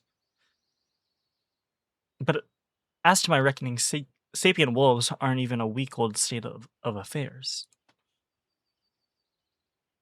But I cannot dwell on that for long, as my attention is immediately drawn to a small walled-up depression which contains what looks like 2 prison cells. They are carved into the side of an incline, which leads to the upper side of the settlement. Those are the stockades. Uh-huh. I nod, finishing the tart. Now that I realize what my alternative accommodations would have looked like, being cooped up in the cottage doesn't seem all that bad. I'd rather stay where I'm currently held, thank you very much. Don't worry, I'll never let them lock you up like some sort of criminal. Yeah, that I can believe. However, there being two cells, it would be incredibly hard for him to do anything if he were to end up in the other one. Incarceration seems to be a form of spectacle for this community. Prison in plain view, and above a central stage central stage to issue judgment and punishment from. A fitting focal point for this harsh, militarized society, entertainment for the masses, and a warning to those who would ever consider stepping out of line. It really makes the wholesome image of this village turn on its head. My stomach churns a little, and I wonder if it's the tart or the dread I feel at looking at the stockades. Don't pay it any mind. Raynock pulls me in closer, almost as if trying to reassure me. Likely he picked up on my sudden mood shift. In any other situation, I would find it endearing. However, it keeps reminding me that he simply is a walking lie detector. His animalistic abilities to read me like an open book entice me as much as they freak me out. However, I'm quickly distracted by the most unexpected of sights. Wait, is that Vol? I almost gasped when I noticed the familiar black wolf behind a counter of what looks like the village's meat shop. Yep, that's his butchery, all right. We approached the building slowly, drawing the attention of our friend. Piglet. The male nods towards me, while giving Raynock a challenging snicker. What? Almost begs the question, which one is taking which for a walk? He snorts and I cannot help but chuckle. Ha ha, very funny. It is to me. Volgor winks at me and reaches up for a large joint suspended from a hook. You're not coming? Have to finish here first. The male mutters as he places what I assume is a cow's hind leg on the counter. I shudder slightly as the wolf chops heavily at it, splitting it with his massive cleaver and smiling toothily at my squeamish reaction. I'll join you there in a bit. After all, got to make sure you don't choke on my boar. In the corner of my eye, I can see a wolf warrior stop in his tracks, standing some distance from us and staring at me intently. He seems completely enthralled by my appearance, and it feels as if he's undressing me with his gaze. Not that there is much to take off, which makes me extremely self-aware of my near-nakedness. We're lucky Delran isn't here. That would have easily descended into a shit show. He hasn't returned yet? Raynock's voice betrays a hint of concern. Nope. Vol sighs uncomfortably. Neither have Regara, but I'd not bring it up at the table if I were you. He slams his cleaver at the meat again, easily cutting off another slab and causing my heart to skip a beat. Your father is already pretty testy on account of that walking pork chop. The wolf points at me with a bloody blade, and I cannot help but gulp loudly. I turn my face away, noticing the stranger still standing there. His penetrating stare continues to cause me discomfort, and I pull my cloak tighter to shield as much of my skin from view as possible. This finally draws Vol's attention, and he immediately darts his gaze from me to the wolf behind us. What are you looking at? Nothing, just lost in my thoughts. The warrior blurts out, thrown off as he was called out so blatantly. Then hit the bricks before you lose your teeth as well! The black male growls nastily, his fangs on full display. This causes the intruder to scramble in panic, rushing off into the distance as if chased by a wild beast. Well, he'll have enough gawking at the feast. He doesn't need any now. Although he might need to steel his resolve a little. Once again, Vol points at me with his cleaver. Especially with Tano around. His red irises center on me, as if piercing right into right through my flesh, and I feel naked once again. Well, it is what it is. Raynock steps in and pushes the cleaver away from my face. I'm sure by the end of the night, we'll have something to laugh or curse about. He slams his cleaver into the meat, causing another sickening squelch, followed by a cracking of bone. We prey on weakness, and this one has practically smells of fear. And just like that, my heart rate spikes, causing Raynock's ears to twitch. You know, you never fail to freak him out. That's very helpful. Raynock subdues a slight growl of annoyance. Especially now. Vol sighs, rolling his eyes. I freak him out. This little piggy is nearly pissed himself just because I'm an onlooker. If he cannot handle a little teasing, how he'll manage. All he needs is a little encouragement. Is that too much to ask? The gray wolf states sternly, giving him an aggravated look. Vol takes a deep breath and looks back at me with a softer expression. It almost looks as if he was about to apologize, but instead he simply sighs. Be it on your head. He waves us away, and we're about to leave when he gives me one of his kinder gazes. Just don't get killed, Piglet. If I hadn't got to do it, at least don't give the pleasure to some second-rate wolves. And he ruined it, as he always does. I just roll my eyes and allow Raynock to lead the way. I guess that's as good as you'll get from him. Don't mind him. You'll do great. Raynock reassures me, most likely acting on my shifting moods. Well, I'm pretty sure this is somewhere in Chapter 5, and I'll pause for now, because I am hungry. Anyways, I can't wait to meet... I can't wait to meet the tribe. I don't know if it's going to be all of the tribe here. They make it sound like it's the whole tribe. What was his name? Vithir? Vithir was pretty nice. Hopefully, I forgot his name. Hopefully the chief looks at us with a little less fear in his voice. Fear and worry that we're not gonna somehow kill this entire tribe. Anyway.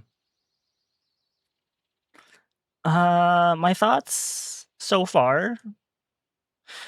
Kaylin is, as a protagonist, Kaylin is starting to get a little bit better. Like, at the very beginning of this, he was very annoying. And I hated Kaylin at the beginning, but he's easing up to me now that he's getting used to being isekai'd here somehow. Again, we have nothing about, like, what's going on in his mind with all the voices and shit. Anyway.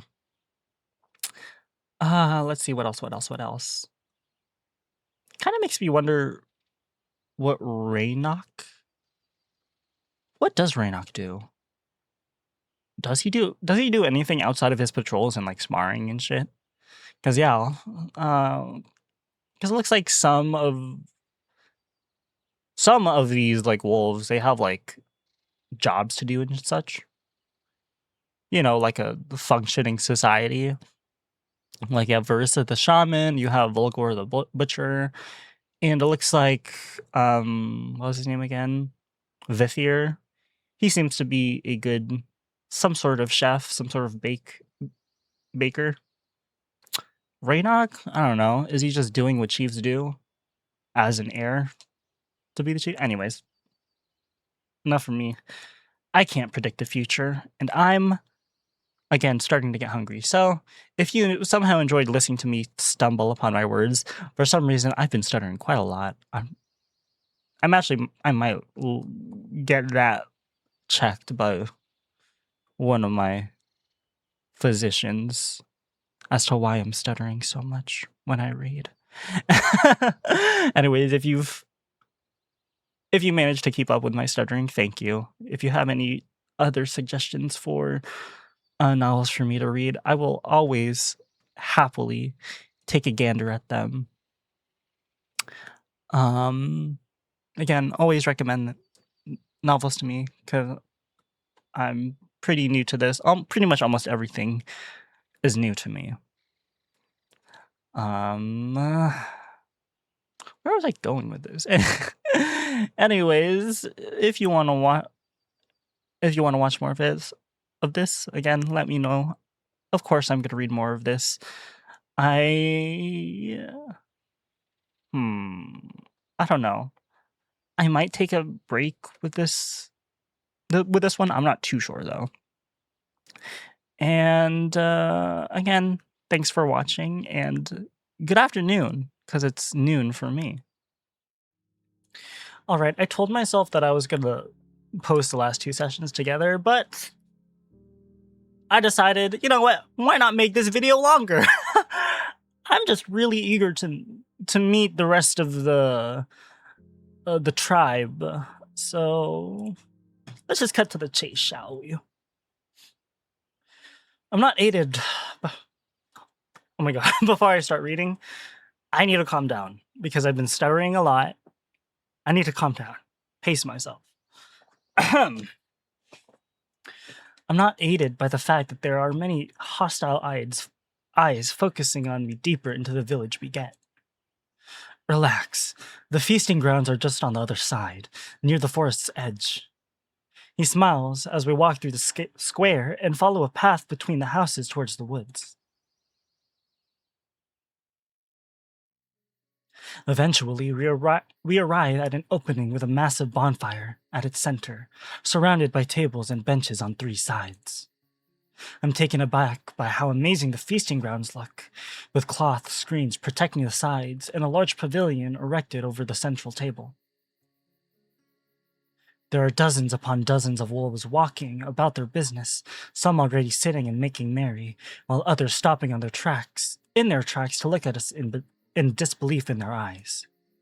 I can see protective mothers pulling their pups closer in fear, as if I were a wild animal. There's a clear mixture of fascination and concern in the eyes of those we pass by. This is so surreal. I'm deep inside of a wolf den, yet the wolves seem more likely to huddle to the walls than to attack me. I can hear some of the warriors growl softly as we pass them, causing Raynok's arm to wrap around me and pull me closer to his side. Finally, we arrive near the central table, with the gathered wolves looking at us expectantly. I can see the chief in the distance, talking with one of the other older males. Although he's deep in a conversation, his eyes are locked on me. Ugh, not him. Raynok draws my attention to a slender, white wolf with painted blue patterns on his arms and cheek. Remember what we said. Tano is very perceptive. Under no circumstances can he learn that you understand our language. I simply nod. With a gentle nudge, I follow Raynok towards the table. We are immediately intercepted by the white male. That's Tano, huh? What is he, Blue Eyes White Dragon? Shit. Blue Eyes White Wolf right there. He's eyeing me out intensely, causing slight discomfort. So, this is the infamous human. For someone supposedly with one leg in the great beyond, he seems quite fine to me. Larissa took good care of him. Indeed. He narrows his eyes. A testament to her skill, I'm sure. Are you implying something? I nearly jump up as the female comes up from behind, placing her paw on my shoulder. She moves almost without making a sound. Not at all, but considering you're inexperienced, I think it best to have a whelp checked up by one of the elders. Wouldn't you agree, Chief? I've seen him bleed, and that's proof enough. The older male waves his paw at the question, and I almost sigh in relief. Any sort of examination would put an end to our charade. Now let's get this damn thing started. I've been running the whole day on a dry muzzle. The chief looks to one of the servants to fill up his horn, and I realize that all attendants are some form of rabbit men. There's 6 of them, and they're quite small, pretty much my size, and they look rather disarming and cute. They don't wait on anyone per se, but simply ensure the tables are stocked up on food and drink. The only exception, of course, is the chief, who gets everything delivered to his paws. Guess they are the sylvan folk I've been reading so much about. There's one rabbit in particular, a scrawny, brown little thing with a rather annoyed expression, eyeing me out with similar intensity as Tano does. He doesn't hide as he has some sort of grudge against me. Or, he doesn't hide he has some sort of grudge against me, and I bet my bottom dollar it's Tryst. Tryst. Was Tryst the one that would guard Raynock's lodge before we came along? Anyway. I just noticed his moonstone is red. Was he born during, what's it called? A blood moon?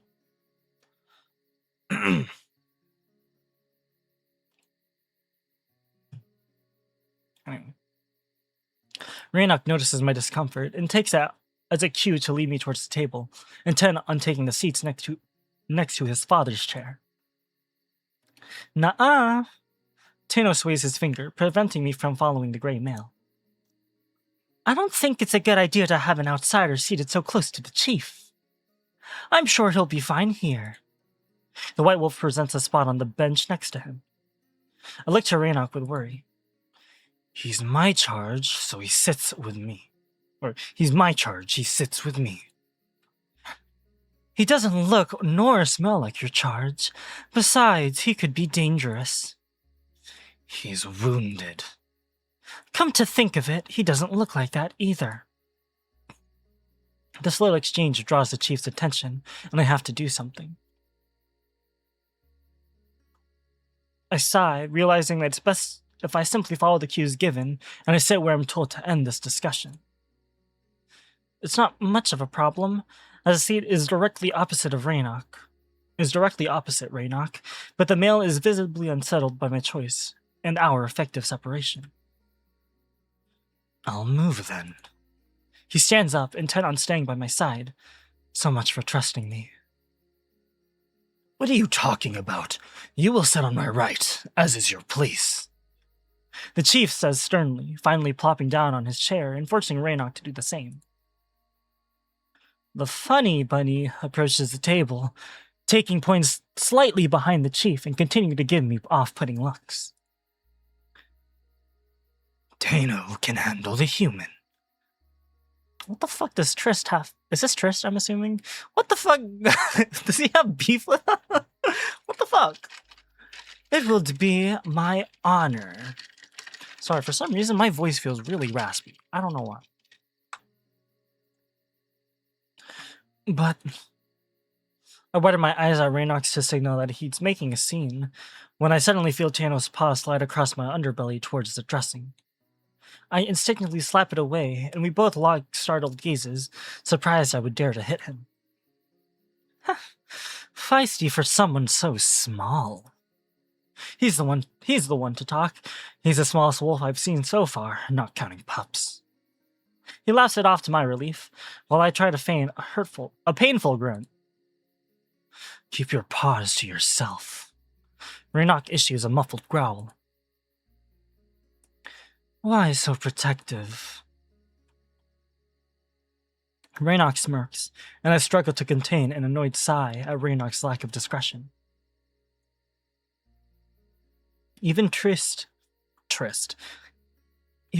is tracing his eyes between me and the grey wolf with a rather curious gaze. I was only trying to check. Well, don't. Luckily, Varissa joins in, looking angrily at the white wolf from the other side of the table. Your dirty paws can make the wound infected. And he says I'm an experienced healer. She addresses some other wolves, and I can hear a spurt of laughter. Very well. Tano pats my head, ruffling my hair in a playful manner. No hard feelings, eh? Another soft growl escapes Rannoch's throat again. I widen my eyes at him. What are you doing? What has gotten into you? Now even his father noticed how agitated the wolf is, but thankfully that forces Rannoch to let it go. Jeez, what is this pep talk about? Talking that he needs to keep my wits about me. He seems far more inept at this game than I am. I look around the table, seeing plenty of roasted game, forest fruit, vegetable tarts, and pies. It's more of a feast than a dinner, and I must admit, I look forward to eating. Everything smells so good. Allow me. To my surprise, Tano picks up a wooden plate and nods towards the dishes in front of me, waiting for me to indicate whatever I wanted. Reluctantly, I just point to what I assume is a roasted chicken and some vegetables. As Tano serves me, I look around, seeing that pretty much everyone helps themselves to anything they like, so this courteous gesture comes out of nowhere. Tano is very hard to read. What was I saying? Rannoch said Tano is very perceptive. I wonder if Tano already realizes that we may understand their language already? I don't know. Eventually, Tano places a plate in front of me, and I smile with gratitude. I dig in, not keen on using my fingers, but it seems cutlery here is only used to carve the meats before placing them on plates. The chicken is succulent and very aromatic, but the meat is oddly sweet. It definitely has a gamey taste to it. Again, quite a remarkable recovery for the state you were supposedly in. The white male looks to me expectantly, and I flinch, stopping myself at the very last section from responding. We can all agree it's for the best. The sooner he's healed, the sooner he'll be gone. The chief says in a dismissive manner, not even looking at me. However, Trist, who stands behind them, keeps giving me an evil eye. Fuck, this is awkward. I choose slowly, diverting my gaze to Rannoch. He keeps staring at me with clear longing, as if I were the only person here. The only person there. I try to kick him, but the table is too wide, and I end up banging at one of the supports. Oh my god, that kind of... that made me... Oh my god. I have to calm down. Everyone looks at me as the table bounces, and I can see a satisfied smirk from the brown rabbit. I take my face into my palms, utterly embarrassed. Fuck. So, human. I blink as the chief breaks the awkward silence. Why is he addressing me? I supposedly shouldn't be speaking their language. Are you one of the Venar? Everyone regards him with surprise, as if he did something very strange. Even the rabbit looks rather spooked. The chief glares at me expectantly, but I don't respond. I'm speaking to you. He insists. What am I supposed to do? I don't think he understands that language. What language? Did they switch languages on us? Huh. Absurd. You don't mean to tell me he has come here all the way from Freyfall? Is that where you're from, human? Again, everyone looks to the chief with shock. What's going on? Freyfall? Sorry. He reiterates, but again I just blink, the confusion of the situation aiding me in keeping my mask of ignorance. Eventually, the chief sighs in annoyance and waves his paw at me in dismissal. I never knew you spoke both those dialects. Only a little bit. Wait, did the chief slip from one language to another without me even realizing? How is that possible? I kind of expected that. I don't understand anything. Is he stunted? No. He seems quite lucid. Didn't Raynog tell them that we don't understand their language? I'm confused. So what are you suggesting? That he's not from Avalan? I feel the white wolf turn towards me, drilling his eyes into my face. This is getting quite interesting. Avalan, this continent. The chief pats the table, as if to illustrate his meaning. Are you from here? Truthfully, even if I wanted to answer that question, I have no idea what he's talking about. That emptiness in my mind is finally useful for once, giving my reactions more credence. Looks like the human is much more than he seems. Extremely young and frail for someone who has crossed the sea. The chief looks to the white wolf and then gazes at me, as if he was truly measuring me for the first time. Well, if he comes from Euron, we'd have to depart at least a year ago to even get there. You're right, Chief. That's not an easy journey, even if he had plenty of coin to spare. There's more to his story, that's for sure. The boy is craftier than he looks. Raynog narrows his eyes in clear annoyance, perking up his lip to show tips of his fangs. Please, control yourself. I see your point. The chief nods. Curious how he landed on our doorstep without getting noticed by our sentries. Wouldn't it make more sense to keep him under lock? Stockades, perhaps? Why risk Raynog's life? We can save the human repay our hospitality another way. I flinch at the suggestion of being locked up, but Raynog quickly puts a stop to it through a soft growl. Your concern is touching, but I'm sure I can handle a puny human. He's being way too obvious about any of this, and I can see Trist has picked up on it. He gives me the telling gazes, trailing his eyes from Raynog to me every time the Grey Wolf reacts out of proportion. If he only were just that. He might be quiet, but I can see intelligence behind those eyes. He's looking at us as if he understands what we're saying. Fuck. Guess I was wrong about me pulling this off. You're being paranoid, as always. Or perhaps the three of you know more than you led us to believe. Are you suggesting any of us would risk the safety of our people? I don't know. I'd like to believe you wouldn't, and yet here we are. You brought a suspicious human into our village and... Jesus Christ. I jump up as I hear Vol slam his paw on the table. I didn't even notice when he arrived. If you don't hold your tongue, you'll be lapping soup with it for the rest of your life. Is that supposed to be a threat? It's a promise. The black male growls nastily, giving that familiar murderous stare, and I'm surprised how defiant Tanner remains.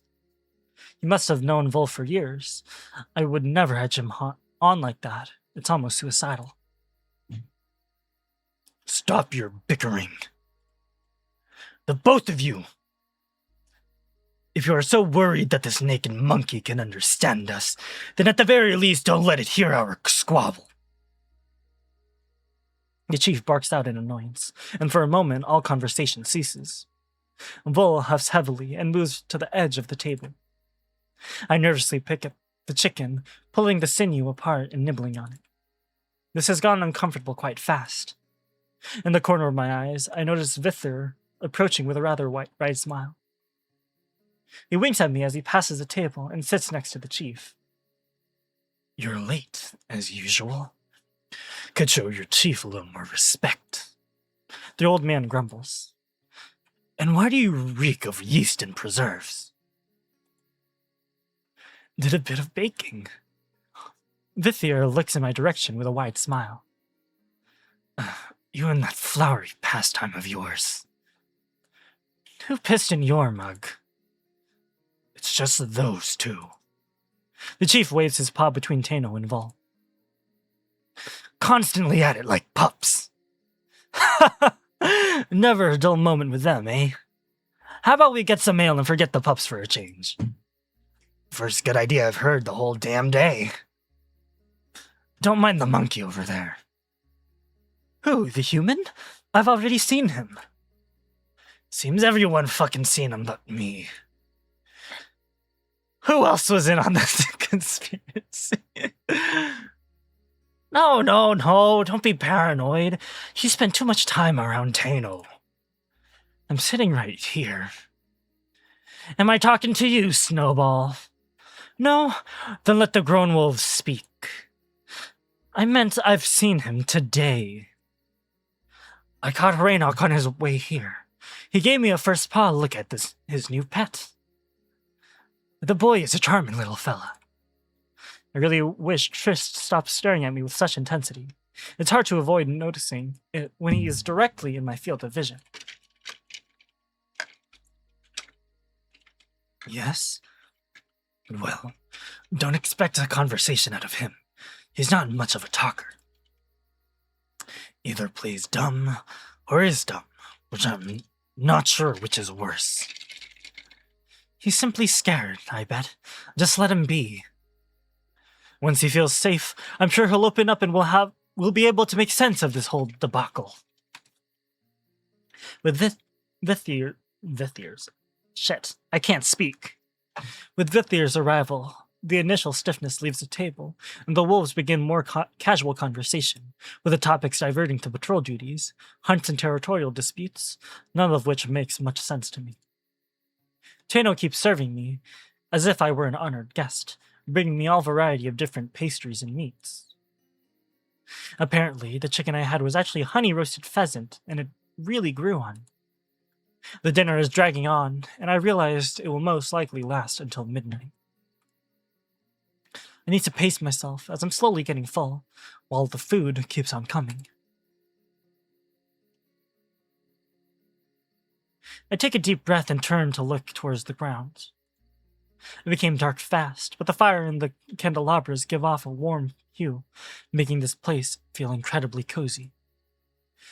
More and more tribals arrived, with tables now bustling with activity. There's got to be at least 100 of them. I can see that females with pups are seated at the far edge, away from the adult wolves. For the amount of talk how Kaelin I am, I'm glad to be sitting at the grown-ups table. The large boar Volkild is roasting on a spit above the bonfire, and the smell of it is quite something. The size of that thing also sends shivers down my spine. I had no idea boars could get this large. It's almost as big as a cow. Quite understandably, every now and then, a wolf stops and regards the roast, raising their mug in the air and shouting out, "Volgor!" Each time, without fail nor hesitation, all the gathered respond with a thunderous cheer, immediately followed by a long-drawn howl.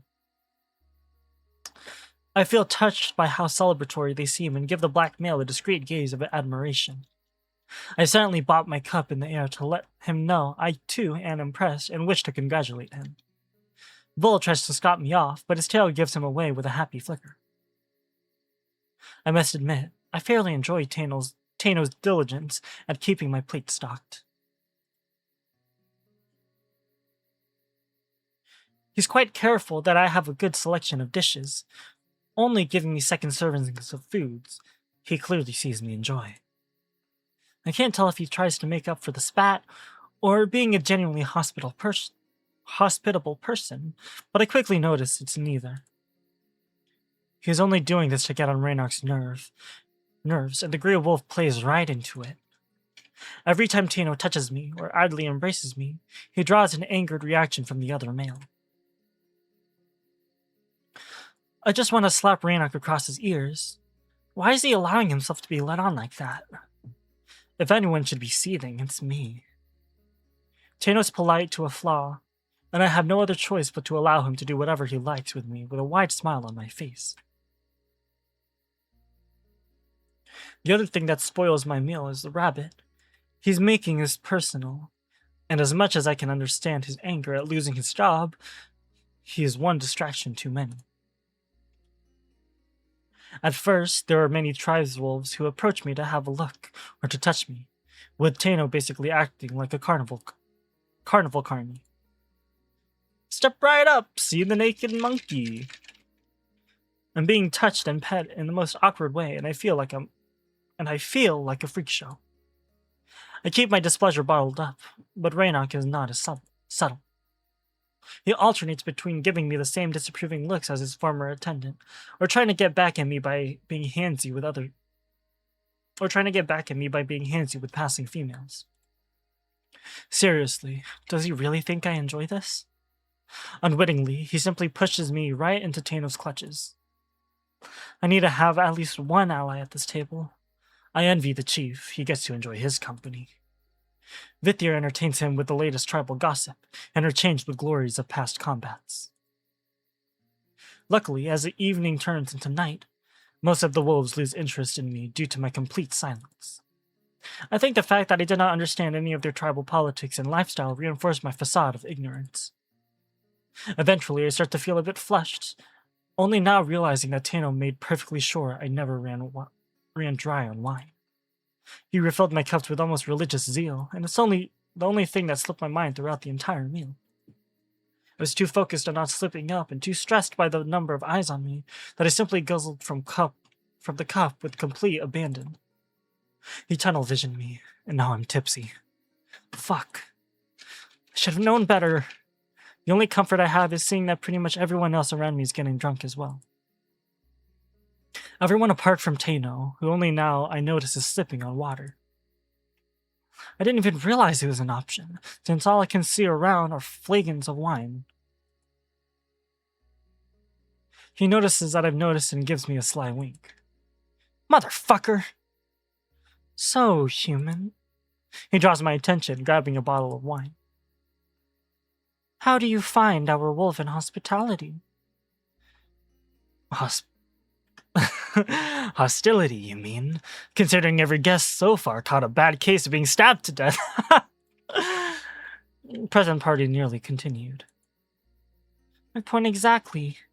It's a rare honor indeed for an otherkin to share a meal with the tribe, let alone live to tell the tale. Tano smirks knowingly at me, and I swallow nervously. He's not out of the woods yet, is he? Vithir jests, but the joke didn't quite land for me. Quite. The white wolf nods and brings the bottle closer, intent on refilling my cup. I try to shield it with my hand, but accidentally trip it over, causing what little wine was left in it to slush across the table towards Tano. You clot! The wolf yelps as some of it dribbles onto his leg.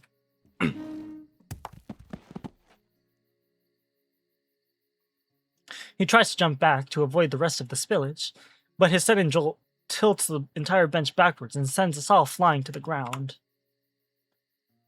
I feel bad. And Raynok's face of surprise. It's so funny. I do feel kind of bad though. It was an overreaction, yeah, but come on. Varissa's pissed. All the other wolves are looking at us. The village erupts in laughter at the scene, the chief spitting out some of his drink in amusement. Seeing both Volgor and Varissa splayed out in the dirt caused me to join in. What the fuck are you doing, Tano? Have you any idea how hard it is to get white stains off of white fur? The wife wolf stands up, rubbing against the now pink stain on his left thigh. Yes, I have.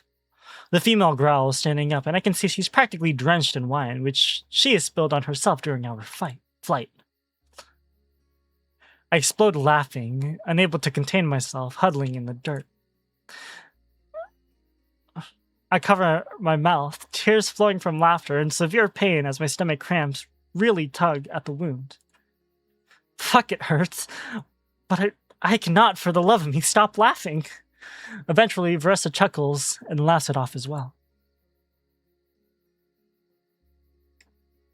Here.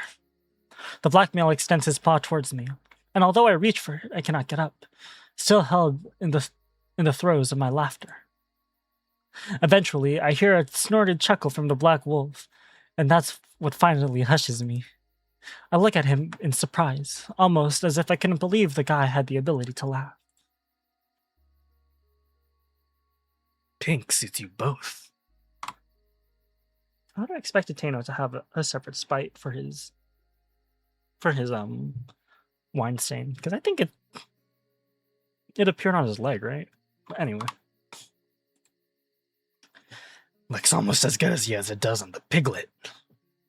Volgar throws to the white wolves, who are frantically trying to wash off the stains with water, and I'm back on the dirt, rolling. This is comedy gold. I'm gonna piss myself. Despite everyone looking at me, I can't stop laughing for a good few moments, sitting in the dirt and clutching at my sides.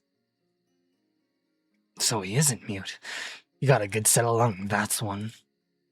That one. The older wolf snorts in amusement. Told you he'll ease up eventually. Once the Volgar sets up the bench again, I finally quiet down and grab onto it. I get up, dusting off my body and cloak, locking gazes with Raynok, who's looking at me with dreaming eyes. Wide smile painted across his muzzle. I guess he's happy to see me laugh, as most of our interactions were rather depressing, but he's simply giving us away. Reluctantly, I throw him a stern gaze, and he's taking it the wrong way, narrowing his eyes in annoyance. I sigh, sitting down and looking back at the two wolves who still try to wash out the wine. Raynok takes this opportunity to get back at me by talking to one of the passing she-wolves. The female giggles, as if his invitation were the most amusing thing she had ever heard. Real classy. I watch uncomfortably as the girl sits down onto his lap, and he embraces her reluctantly. Looking good tonight, Raynok. He gives me a discreet gaze, as if to gauge my reaction. Really? You're trying to make me jealous? Right back at you, gorgeous. Ooh, you're so strong. He bounces her teasingly in his arms, and she giggles away. Good luck, pup. That's not going to work. You can flirt away all you like. I huff in annoyance, looking away towards the chief and Vithir. Those two have been engrossed in conversation the entire evening. Having a friend like that must be nice. Fuck it. The white male sighs in defeat and stops his frantic attempt at removing the stain. He quickly readjusts his expression and looks at me with a feigned smile. No hard feelings. But you're kidding, right? Vrissa stands next to us, spreading her arms in annoyance, long streak of pink fur going all the way from her neck down to her legs. I can't help but choke on another laughing fit. It was his fault! He's not the one who flipped the fucking bench! I need to wash and change. She sighs and leaves the table in a hurry. I almost shout out, I'm sorry, only to stop myself at the last second. I shake my head and return to face the table. Tano uses some cloth to dry up the spillage and places my cup back into position. Almost as if nothing happened, he reaches for a bottle and tries to refill it. Again, this time with more care, I shield the cup with my hand. Come on, night is young. And since you cannot partake in any conversation, this is your entertainment. Only entertainment, no? I just look at him with a stern gaze, to which he only responds by reaching towards Trist and snapping his eyes. His fingers. Snapping his eyes? What the fuck? Within moments, the brown rabbit quickly approaches us with a different bottle in his paws. Being this close to me, the bunny tries to act all tough, giving me aggravated looks, but he's not intimidating one bit. Especially not with that dumb barcode tattoo of his.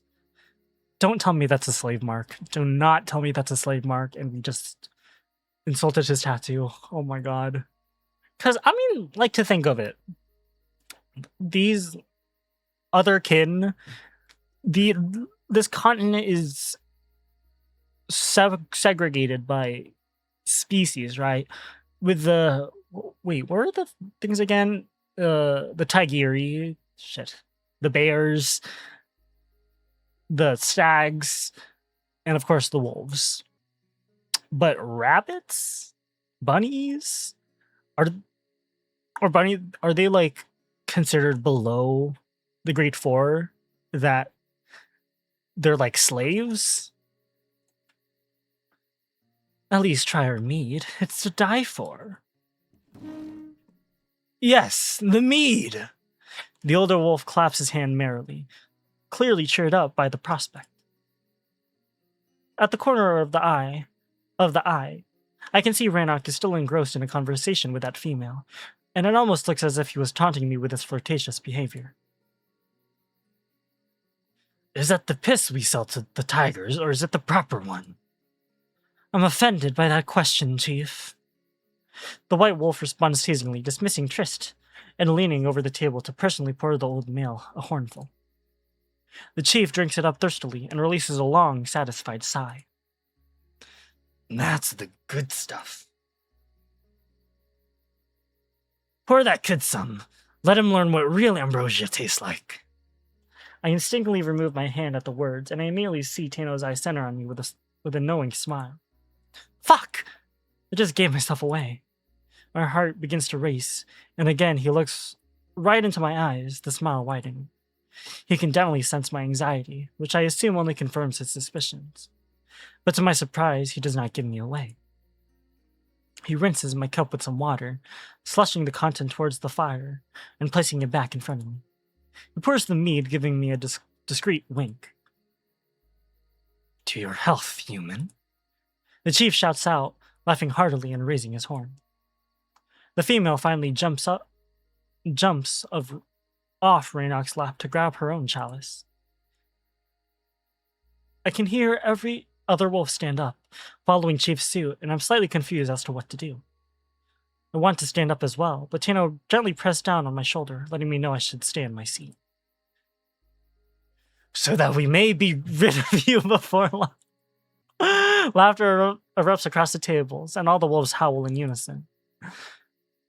To the human's health. I feel a blush creep upon my face.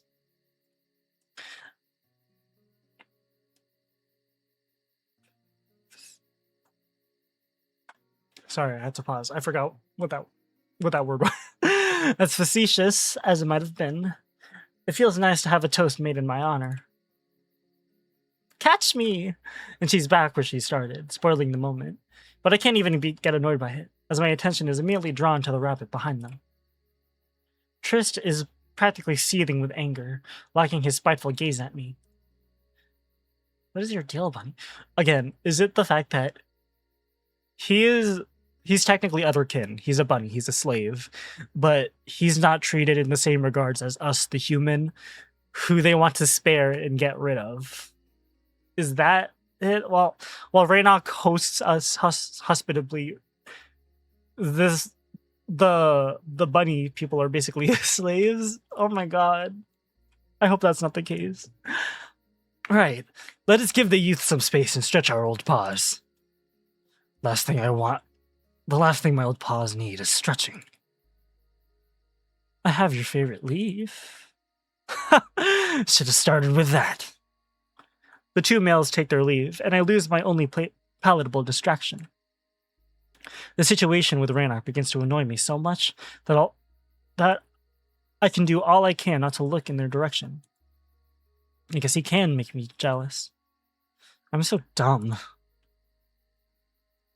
Rannoch can do whatever he likes, while Trish can go fuck himself. No one can force me to face that table. Instead, I observed the bonfire, where more and more wolves began dancing, with loud and joyful music playing in the background. I recognized the sounds of fiddles, flutes, drums, and mandolin. The tunes they play are unexpectedly upbeat and very, very energizing, with happy howls filling the air every now and then. I can't help but bop to the rhythm, smile smile appearing seemingly out of nowhere. They're having so much fun, and I almost wish I could join in the dance. My bad. It reminds me of something I must have known. A real party. I can see Varissa's back, freshly changed. Although she looks mostly fine, the wine stain is still quite visible. I hope it's not permanent. As far as I know, wine is pretty much game over for everything. I watch her dance merrily with some strapping male, many wolves pairing up around them. They all swirl, paw in paw, jumping and cheering each other on. Eventually, even Tano joins in, dancing with another male. This catches me by surprise. However, I notice a lot of same-sex wolves dance in pairs, and they do so with equal fervor as the opposite-sex couples. I guess that's not strange here, and it gives me an idea. I turn to Raynok, hearing that he's now tart-free. I smile gently, nodding my head towards the fire with an expectant gaze, but he frowns. I don't dance. Come on. He utters quietly, continuing with his drink. I keep staring at him expectantly, but he simply calls the female back. As usual, she quickly rushes into his arms. Missed me already?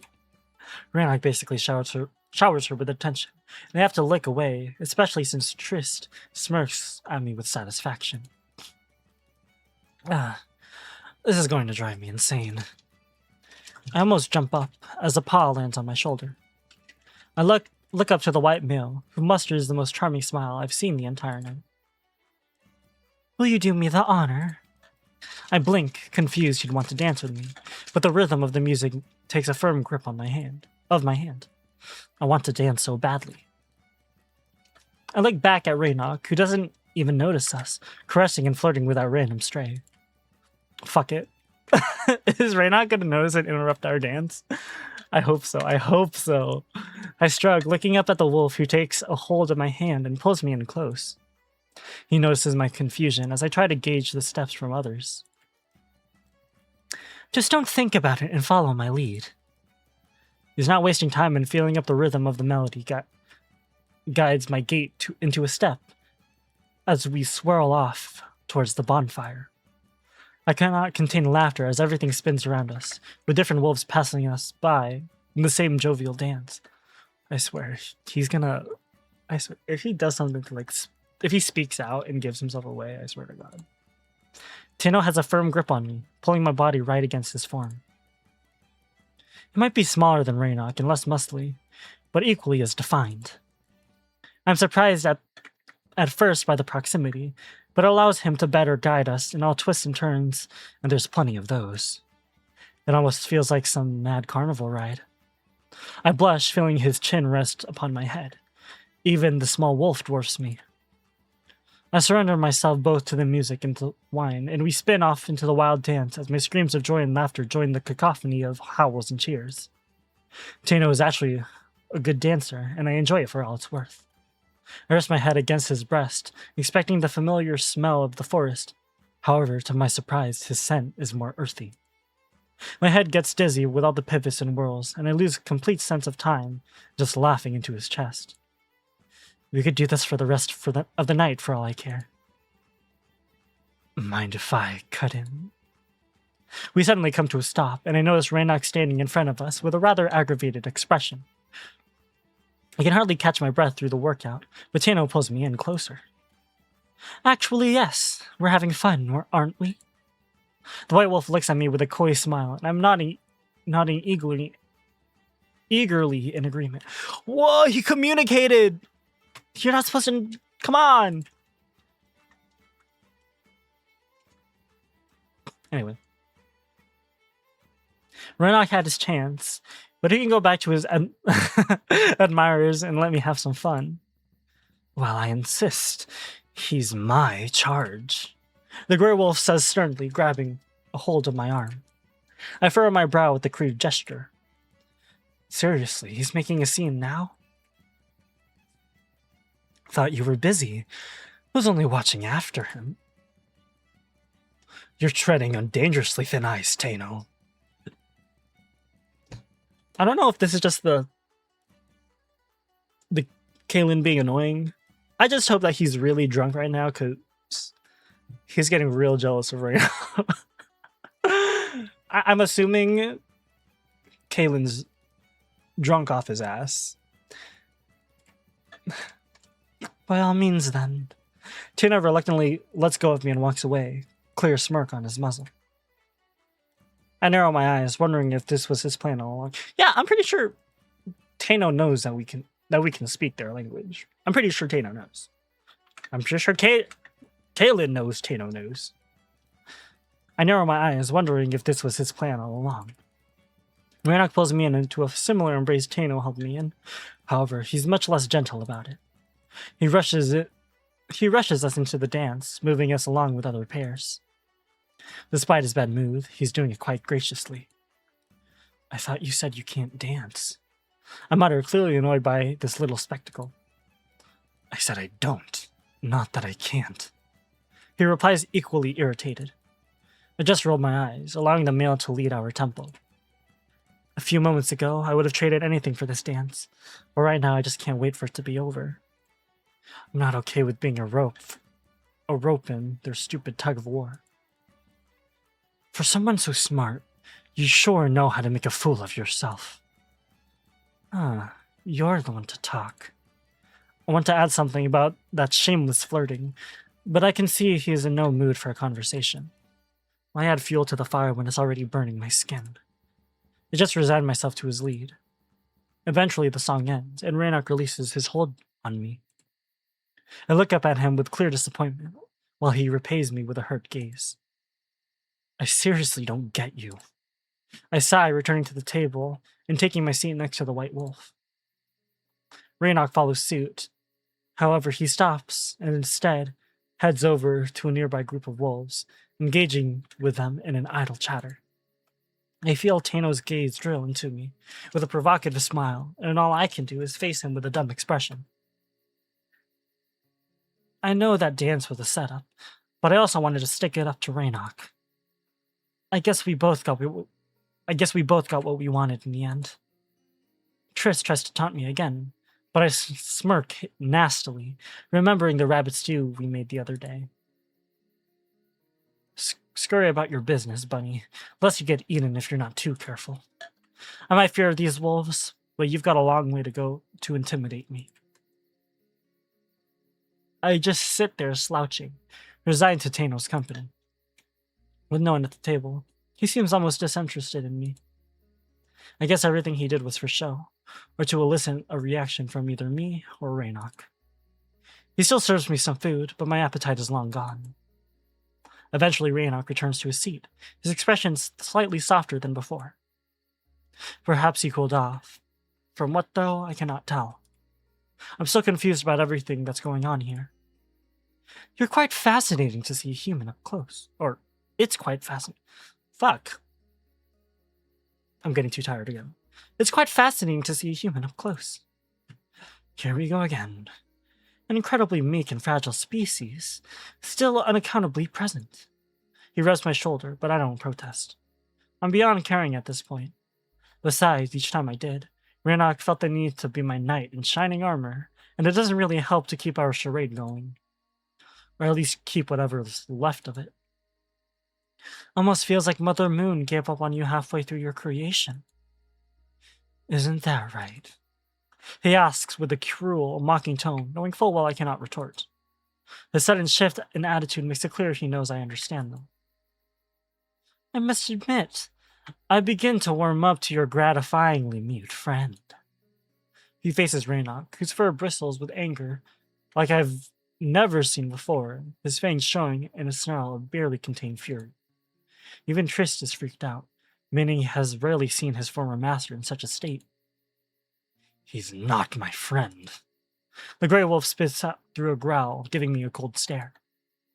It hurts to hear him more than I thought it would, especially with Triss smiling in satisfaction. I know Rannoch doesn't mean it, but fuck.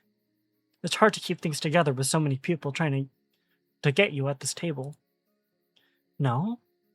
Oh. The wife wolf looks at me, clearly seeing my distress. He knows. He played us both like a fiddle. Guess it wasn't just Rannoch who allowed himself to be led on a leash. Sorry, I just assumed that since he wears your cloak, there's more to it. And you two dance so well. You make quite a pair. For once, I'd like to finish my meal without having to taste your bile, Tano. It was merely... Many times I had to put you back in line. It would be tiresome to think I'd have to do it again, pup. The two older males interrupt his spat, looking at all three of us with annoyance. Why am I being stared at? I'm not even a part of this. Not actively, at least. My apologies, Chief. The white wolf bows respectfully and stands up. I'll take my leave. I'm incredibly tired and had too much to drink. I barely stifle a scoff, knowing full well he only had water. And I also need to get rid of that stain. He looks back to me, trying to ruffle my hair in a playful manner, but I tilt away. Enough is enough. I look forward to seeing more of your little hostage, Rannoch. He's not. Yeah. I can see Rannoch wants to continue the spar, but I cut him off with another angered stare. I don't want this to drag on, and thanks to my intervention, Tano finally takes his leave, and I can sigh in relief. And this is when I take my leave. I'll finally upload this video. I love. It was nice meeting Tano. I've heard a lot. We've heard a lot about Tano, but again, I kind of expected his sly, annoying nature to be like that. And again, I'm back curious to Trist, and he's pretty much a slave, yeah. Especially him being a master to the wolves, yeah. But calling it the barcode tattoo stupid, come on. I know Kalen lost pretty much all of his memories from the past, but come on, the barcode tattoo, really? Anyways, I've stuttered far too much. I need to examine my brain somehow. I need to calm myself. Anyways, if you enjoyed listening to me stuttering and reading this, thank you. I'll definitely read more in the future. Again, I think I said before I ended my last session, as in my last session that I stitched in this video, I said that there's a possibility I might pause on this novel for now because I know how long it is, and I want to read other things, but it might be tricky since I know that I want to take a break, but I don't want to forget things about this novel, I don't want to forget things that has happened, and I don't want to rewatch me stumble on my own words. But again, if you want to keep watching me read this, I think I'll still keep going for now. Please let me know. Again, always recommend more visual novels to me. I've said this in my I'm saying the same things I said in the same video because I'm stitching this together. Always recommend novels to me because pretty much almost all novels are new to me, and I'd love to experience the writing of these. And I guess good night, because it's almost night for me, but you get my point.